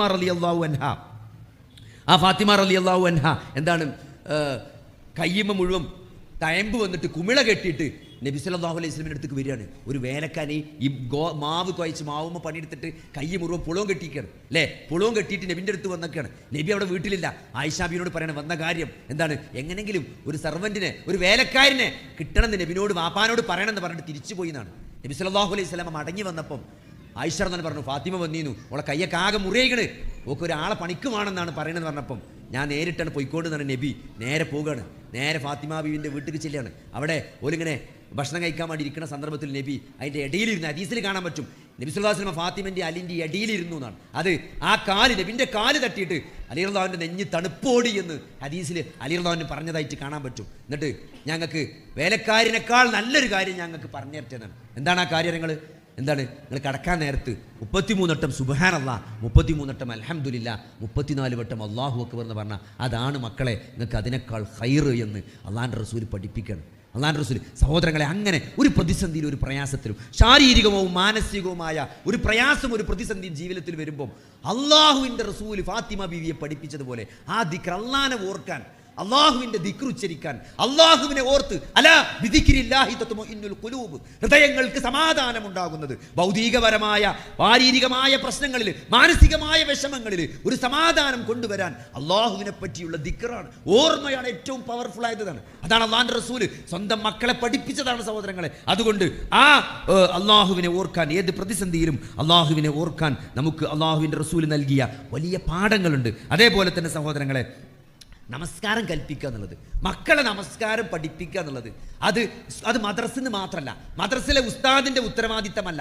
നല്ല ഹുഷൂഓടുകൂടി, അദബോടുകൂടി എന്തിനാണ് നമസ്കരിക്കുന്നത് എന്ന് മക്കളെ പ്രായോഗികമായി നമസ്കാരം പഠിപ്പിക്കുക എന്നുള്ളത് മാതാപിതാക്കളുടെ കൂടി ഉത്തരവാദിത്തമാണ്. വഅ്മുർ അഹ്ലക ബിസ്വലാത്തി വസ്തബിർ അലൈഹ എന്നാണ്. നിങ്ങൾ നമസ്കാരത്തിന് കൽപ്പിക്കുകയും അതിൽ ക്ഷമാപൂർവം ഉറച്ചു നിൽക്കുകയും ചെയ്യാൻ പറയും. ഖുർആന്റെ ആയത്താണ്. നല്ല ക്ഷമമാണ്. നിസ്കരിച്ചാൻ പറഞ്ഞാൽ ചിലപ്പോൾ കുട്ടികൾ ഇങ്ങനെ തട്ടിത്തിരിഞ്ഞ് നിൽക്കും. അസർ നിസ്കരിച്ച് വെച്ചാൽ ഞാൻ നിസ്കരിച്ചാറ്, പിന്നെ ഉണ്ടാവും ഇങ്ങനെ അതിൽ പോയിട്ട് ഇതിൽ വന്ന് നടക്കുന്നുണ്ടാവും അല്ലേ. ഇതിലാണ് പോയിട്ട് അതിൽ വന്നിട്ട് അഭിജ് പോയില്ലേ, ഞാൻ ഇപ്പോൾ പോകാം. അങ്ങനെ നമുക്ക് ചിലപ്പോൾ എന്ത് ചെയ്യും, നമ്മൾ പെട്ടെന്ന് ദേഷ്യം വരും. അങ്ങനെ ആ വിഷയത്തിൽ നമ്മളെ നല്ല പരീക്ഷിക്കപ്പെടും. പക്ഷേ ക്ഷമാപൂർവ്വ നമസ്കാരത്തിൻ്റെ വിഷയത്തിൽ ഉറച്ചു നിർത്തണം. നമ്മൾ വീട്ടിലെ കിങ് ആണോ സഹോദരങ്ങളെ? രാവിലെ നമ്മൾ ആൺകുട്ടികൾ പള്ളിക്ക് നമ്മളെ കൂടെ ജമാഅത്തിന് വരണം. നമ്മൾ നീക്കുമ്പം നമ്മളെ മക്കളവിടെ എണീറ്റ് പെൺകുട്ടികൾ വരി നിസ്കരിക്കണം. നമ്മളെ ആൺകുട്ടികൾ നമ്മളെ പിന്നാലെ നമ്മളെ കൂടെ നമസ്കാരത്തിന് വരണം. അത് പേടിപ്പിച്ചിട്ടും അടിച്ചിട്ടും അല്ല സഹോദരങ്ങളെ, അതൊരു ശീലമാക്കി മാറ്റി, അതൊരു സ്നേഹത്തിലുള്ള വാപ്പാനോടുള്ള സ്നേഹമായി. എൻ്റെ വാപ്പ അങ്ങനെയാണ്, ഞാൻ എൻ്റെ വാപ്പി പള്ളിയിൽ പോകുന്നുള്ളത്, അതൊരു വികാരമാണ്. അതാണ് ദീൻ എന്ന് പറഞ്ഞാൽ. ആ ഒരു രൂപത്തിൽ നമസ്കാരത്തെ കൽപ്പിക്കാൻ നമുക്ക് സാധിക്കേണ്ടതുണ്ട് സഹോദരങ്ങളെ. ഖദ് അഫ്ലഹൽ മുഅ്മിനൂൻ. ആരാണ് വിജയിച്ചവർ? അല്ലദീനഹും ഫീ സ്വലാത്തിഹിം ഖാശിഊൻ. നമസ്കാരത്തിൽ ഭയഭക്തിയുള്ളവരാണ്. എൻ്റെ വാപ്പ നിസ്കരിക്കുന്നത് കണ്ടാൽ തന്നെ ആ നമസ്കാരത്തിന് ഒരു അദബുണ്ട് എന്ന് മക്കൾക്ക് ബോധ്യപ്പെടണം. നമസ്കാരം സംതിങ് സീരിയസ് ആണ് എന്ന് മക്കൾക്ക് ബോധ്യപ്പെടണം. അതിങ്ങനെ ഒരു പായി നിർത്തി കള്ളിത്തുണിയും ഒരു ബനിയനും ഇട്ടിട്ട് നിസ്കരിച്ചാന്ന് പറഞ്ഞാൽ അങ്ങനെ അല്ല നിസ്കരിക്കേണ്ടത്. എന്താണ്? ഏറ്റവും നല്ല വസ്ത്രത്തിനാണ്. ഇബ്നു ഉമർ റളിയല്ലാഹു അൻഹു ഖുദൂ സീനതകും ഇൻദ കുല്ലി മസ്ജിദിൻ എന്ന ഖുർആനിലെ സൂറത്ത് ആയത്തിറങ്ങിയതിനു ശേഷം ഇബ്നു ഉമർ ഏറ്റവും നല്ല വസ്ത്രം ഇട്ടുകൊണ്ടല്ലാതെ പള്ളിയിൽ വരാറില്ല എന്നാണ്. ചില ആൾക്കാർ പള്ളിക്ക് വരുന്നുണ്ട്, ബംഗാളികൾ വരുന്ന കള്ളിത്തുണിയും ആ കടക്കാനുള്ള ആ ഉറക്കത്തിലിട്ട് ബനിയനും ഇട്ടുകൊണ്ട് വരുന്നതാണ്. അള്ളാന്റെ മുമ്പിക്കല്ല സഹോദരങ്ങൾ, ആരെ മുമ്പിലാണ് നമ്മൾ നിൽക്കുന്നത്? ഈ പ്രപഞ്ചത്തിന്റെ സൃഷ്ടാവായ അല്ലാഹു സുബ്ഹാനഹു വ തആലയുടെ മുനാജാത്താണ്, സംസാരമാണ്. ഒരാള് നമ്മളെ കാണാൻ വരുന്നുണ്ട് പറഞ്ഞാൽ അറ്റ്ലീസ്റ്റ് നല്ലൊരു കുപ്പായം വേണ്ടിട്ടാണ് നമ്മൾ വരൂലേ? അത്രയും റെസ്പെക്ട് നമ്മൾ പടച്ചോന് കൊടുക്കില്ല എന്ന് പറഞ്ഞാൽ. അപ്പൊ അതുകൊണ്ട് ആയത്താണ് ഖുദൂ സീനതകും ഇൻദ കുല്ലി മസ്ജിദിൻ. എല്ലാ ആരാധന വേളകളും നിങ്ങൾ അലങ്കാരമണിയണം, അണിഞ്ഞൊരുങ്ങണം എന്നാണ് ആയത്തിന്റെ അർത്ഥം. ആ ആയത്ത് ഇറങ്ങിയതിനു ശേഷം ഇബ്നു ഉമർ റളിയല്ലാഹു അൻഹു ഏറ്റവും നല്ല വസ്ത്രത്തിലാണ് പള്ളിക്ക് നിസ്കരിക്കാൻ വരിക. അതുകൊണ്ട് ആ വരവ് കണ്ടാൽ തന്നെ നമ്മളെ നിസ്കാരം കണ്ടാൽ തന്നെ നമുക്ക് നിസ്കാരത്തിന്റെ ഒരു വാല്യൂ പോണ രൂപത്തിൽ നമ്മൾ മക്കളെ മുമ്പ് നിസ്കരിച്ചത്. അവിടെ കണ്ടിട്ട് എന്താണ് ഒരു കള്ളിത്തുണി ഒരു ബനിയനെ കിട്ടാണ്ട് ഇങ്ങനെ ചൊറിഞ്ഞു മാന്തി ഇങ്ങനെയൊക്കെ നോക്കി നിസ്കരിച്ചാൽ പോയാൽ അങ്ങനല്ല നിസ്കാരം. അള്ളാന്റെ മുമ്പിലാണ് നിൽക്കുന്നത് എന്ന ബോധത്തോടു കൂടി എന്താണ് ഇതിന്റെ അവസാനത്തെ നിസ്കാരമാണെന്നാണ്. ഇതിന്റെ അവസാനത്തെ ആ നിസ്കാരത്തിന് തയ്യാറാകുക. ആ നിസ്കാരത്തിൽ ചെല്ലുന്നത് എന്താണ് പറയണത്? ഒരു അല്ലാഹു അക്ബർ. എത്ര തവണയാണ് നമസ്കാരത്തിൽ അല്ലാഹു അക്ബർ പറയുന്നത്? ബാങ്കിൽ പറയുന്നത്, ബാങ്കിന്റെ ജവാബിൽ പറയണത്, അല്ലേ? ഇഖാമത്തിൽ പറയണത്, നിസ്കാരം കഴിഞ്ഞിട്ട് സുബ്ഹാനല്ലാഹ് അല്ലാഹു അക്ബർ എത്ര പറയണത്? എത്ര പ്രാവശ്യമാണ് ഒരു ദിവസം ഒരു വിശ്വാസി ജീവിതത്തിൽ പറഞ്ഞ അല്ലാഹു അക്ബറുകൾ നാളെ എണ്ണി വെക്കണ്ടി. അത്രയും തവണ അല്ലാഹു അക്ബർ പറയുന്നുണ്ട്. ഒരു അല്ലാഹു അക്ബറെങ്കിലും ഒന്ന് ഇഖ്ലാസോടുകൂടി ആത്മാർത്ഥമായിട്ട് അതൊരു നിലപാടാണ്. എന്ത് പടച്ചോന്റെ വലിപ്പം മാത്രമല്ല അല്ലാഹു അക്ബർ എന്ന് പറഞ്ഞാൽ എൻ്റെ ജീവിതത്തിലെ നിലപാടാണ്. അള്ളാഹ്ക്കും റസൂലിനും എൻ്റെ ജീവിതത്തിൽ ഞാൻ എന്ത് സ്ഥാനം കൊടുത്തു എന്നാണ്. അള്ളാഹു വലിയവൻ എന്നാണ് എൻ്റെ ജീവിതത്തിൽ എനിക്ക് ഏറ്റവും പ്രിയപ്പെട്ടത് അള്ളാഹും റസൂലും ആണെന്നുള്ള പ്രഖ്യാപനമാണ് അല്ലാഹു അക്ബർ. അതൊരു പെട്ടെങ്കിലും ആത്മാർത്ഥമായിട്ട് പറഞ്ഞാൽ നമ്മളെ ജീവിതം മാറിയില്ലേ? ആ പറയണിയിലൊന്ന് ശ്രദ്ധിച്ചുകൊണ്ട്, അല്ലേ? നിസ്കാരത്തിൽ സുബ്ഹാൻ റബ്ബിയൽ അളീം, സുബ്ഹാൻ റബ്ബിയൽ അഅ്ല എന്നൊക്കെ പറയുമ്പോൾ അതൊക്കെ ഒന്ന് ശ്രദ്ധ കൊടുത്തുകൊണ്ട് ചെല്ലുന്നതൊക്കെ ഒന്ന് ആലോചിച്ചുകൊണ്ട് ഇത് അവസാനത്തെ നിസ്കാരമാണ്. ഈ ഇഷ നിസ്കാരം കഴിഞ്ഞ നാളെ സുബൈൻ്റെ മുമ്പ് എൻ്റെ മയ്യത്ത് പെരീന്ന് ഇറക്കുമെന്ന് വിചാരിക്കുമ്പം ആ ഇഷ വല്ലാത്തൊരു ഇഷയായിരിക്കും. എൻ്റെ അവസാനത്തെ നിസ്കാരങ്ങൾ വിചാരിച്ച് നിസ്കരിച്ചു നോക്കി, ആ സുജൂദിന് പൊന്താൻ തോന്നൂല, ആ അത്തയ്യാത്ത് തീരൂല, പ്രാർത്ഥനകൾ അവസാനിക്കൂല. കാരണം ഇനിയൊരു ചാൻസ് ഇല്ല. അങ്ങനെ നിസ്കരിക്കാൻ നബി പറഞ്ഞതാണ്. ഖുശൂ ഉണ്ടാകാനുള്ള മാർഗ്ഗം നബി പറഞ്ഞതാണ്. എന്താണ് സല്ലി സലാത്തി മുഅദ്ദി എന്നാണ്. വിട പറയുന്നവന്റെ നമസ്കാരത്തെ പോലെ നിങ്ങൾ നമസ്കരിക്കണം എന്നാണ്. പിന്നെ ചെല്ലുന്നതൊക്കെ ആലോചിക്കുക, ദിക്റുകൾ ആലോചിക്കുക, ഖുർആൻ അർത്ഥറിയണ ആയത്തുകൾ ഓതുക, കുറച്ച് അർത്ഥമൊക്കെ നമ്മൾ പഠിക്കണം, കുറച്ച് ആയത്തൊക്കെ നമ്മൾ വെറും ഒരു കുല്ലല്ലാഹു നിൽക്കരുത്. എത്ര കാലം കുല്ലല്ലാഹു ഓതി? വേറെ ഖുർആനിലെ സൂറത്തിലെ സഹാബത്ത് കുല്ലല്ലാഹു ഓതി സ്വർഗ്ഗത്തിൽ പോയിട്ടുണ്ട്. അത് അവർക്ക് അള്ളാഹിനോടുള്ള സ്നേഹം കൊണ്ടാണ്, ആ സൂറത്തിനോടുള്ള സ്നേഹം കൊണ്ടാണ്. നമ്മൾ കുല്ലല്ലാഹു ഓതുന്നത് അതിനല്ല, നമ്മൾ ഇട്ടപ്പെട്ട അടിച്ചു വിടാനാണ്. അപ്പോൾ അതൊക്കെ ഒന്ന് മാറണമെങ്കിൽ നല്ലൊരു സൂറത്തൊക്കെ പഠിച്ച് അതൊക്കെ ഇടക്ക് നിസ്കാരത്തിൽ ഓതിയിട്ട് നിസ്കാരത്തിൻ്റെ ഒരു വൈബന്നെ മാറ്റണം. നിസ്കാരം വളരെ പതുക്കെ ജെന്റിലായിട്ട് സ്ലോ ആയിട്ട്, അല്ലേ? അതിൻ്റെ ചലനങ്ങളൊക്കെ സ്ലോ ആയിട്ട് നമ്മൾ എന്ത് ചെയ്യണം? കോഴി കൊത്തുന്ന പോലെ കൊത്തരുതെന്നാണ് നബി സ്വല്ലല്ലാഹു അലൈഹി വസല്ലം പറഞ്ഞത്. ഇങ്ങനെ സുജൂദ് അങ്ങനെ ചില ആൾക്കാർ സുജൂദുണ്ട് അങ്ങനെയാണ്.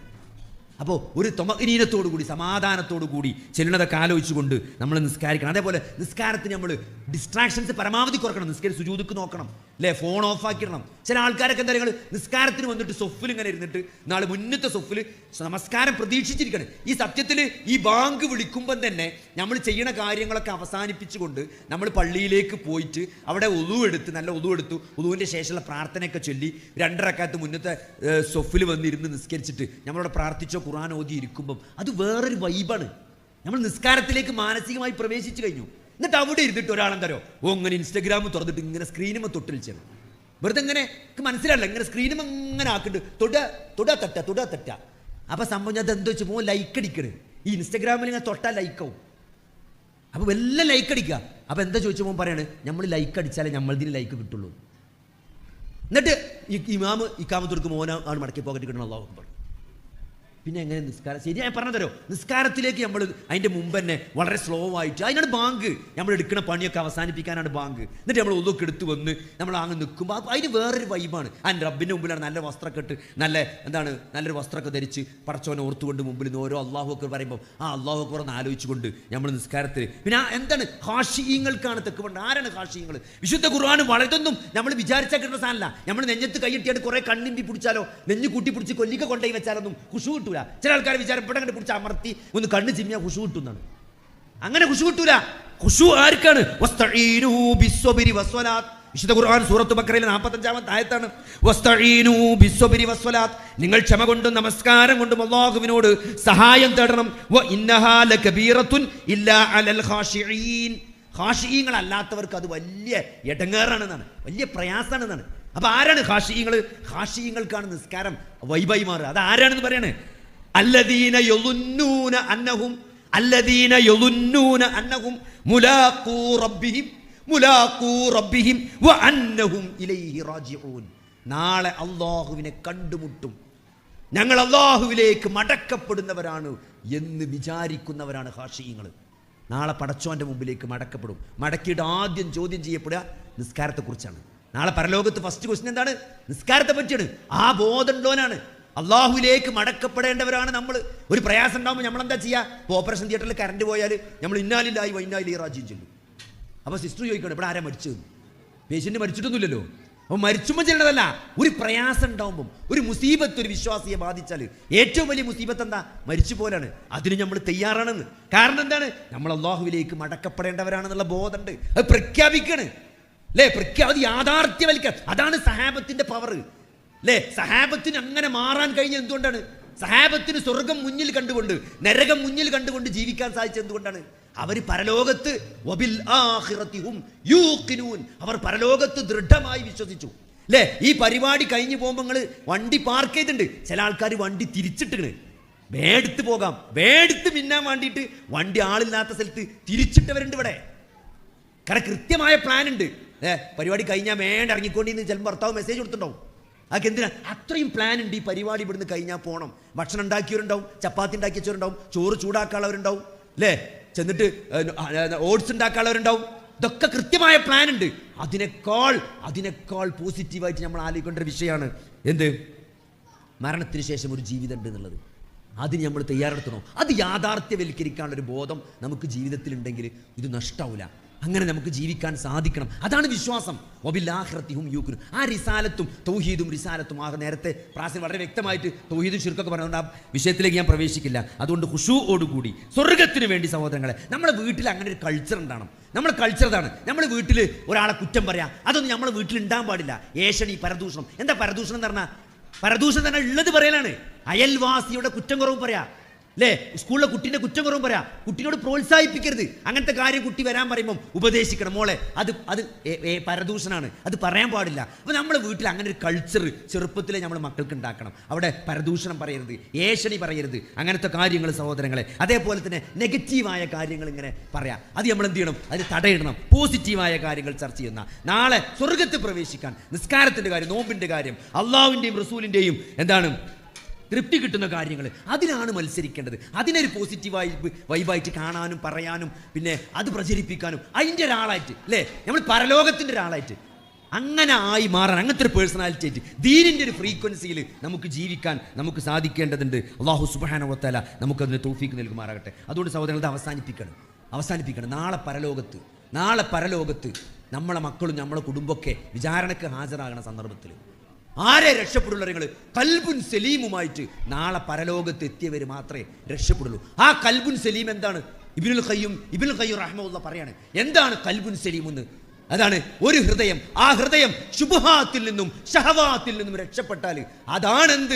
ഷഹവാത്തിൽ നിന്നും ശുബ്ഹാത്തിൽ നിന്നും രക്ഷപ്പെട്ട ഹൃദയമാണ് കൽബുൻ സലീം. അത് നമ്മളെ മക്കൾക്കും കുടുംബത്തിനും ഭാര്യമാർക്കും ഉണ്ടാക്കി കൊടുക്കാനാണ് നമ്മുടെ ജീവിതത്തിൽ ശ്രമിക്കേണ്ടത്. ശിർക്കിൽ നിന്ന് രക്ഷപ്പെട്ട ഹൃദയം അല്ലേ? ബിദ്അത്തിൽ നിന്ന് രക്ഷപ്പെട്ട ആളുകൾ ശിർക്ക് എന്താണെന്ന് വളരെ വ്യക്തമായിട്ട് നമ്മൾ മക്കളെ പഠിപ്പിക്കണം. അത് നമ്മുടെ ജീവിതത്തിൽ ഉണ്ടാകണം. അതിനോട് നിരന്തരമായ പോരാട്ടം അല്ലേ? ബിദ്അത്ത്, അള്ളാഹുവിൻ്റെ റസൂൽ ചെയ്യാത്ത ഒരു കാര്യം, അള്ളാഹുവിൻ്റെ സഹാബത്ത് മനസ്സിലാക്കാത്ത ചെയ്യാത്ത ഒരു കാര്യം അത് ദീനല്ല. മാ അന അലൈഹി വ അസ്ഹാബിഹിൽ യൗം, ഞാനും എന്റെ സഹാബത്തും ഇന്നേതൊരു മാർഗത്തിലാണോ അതാണ് ദീന്.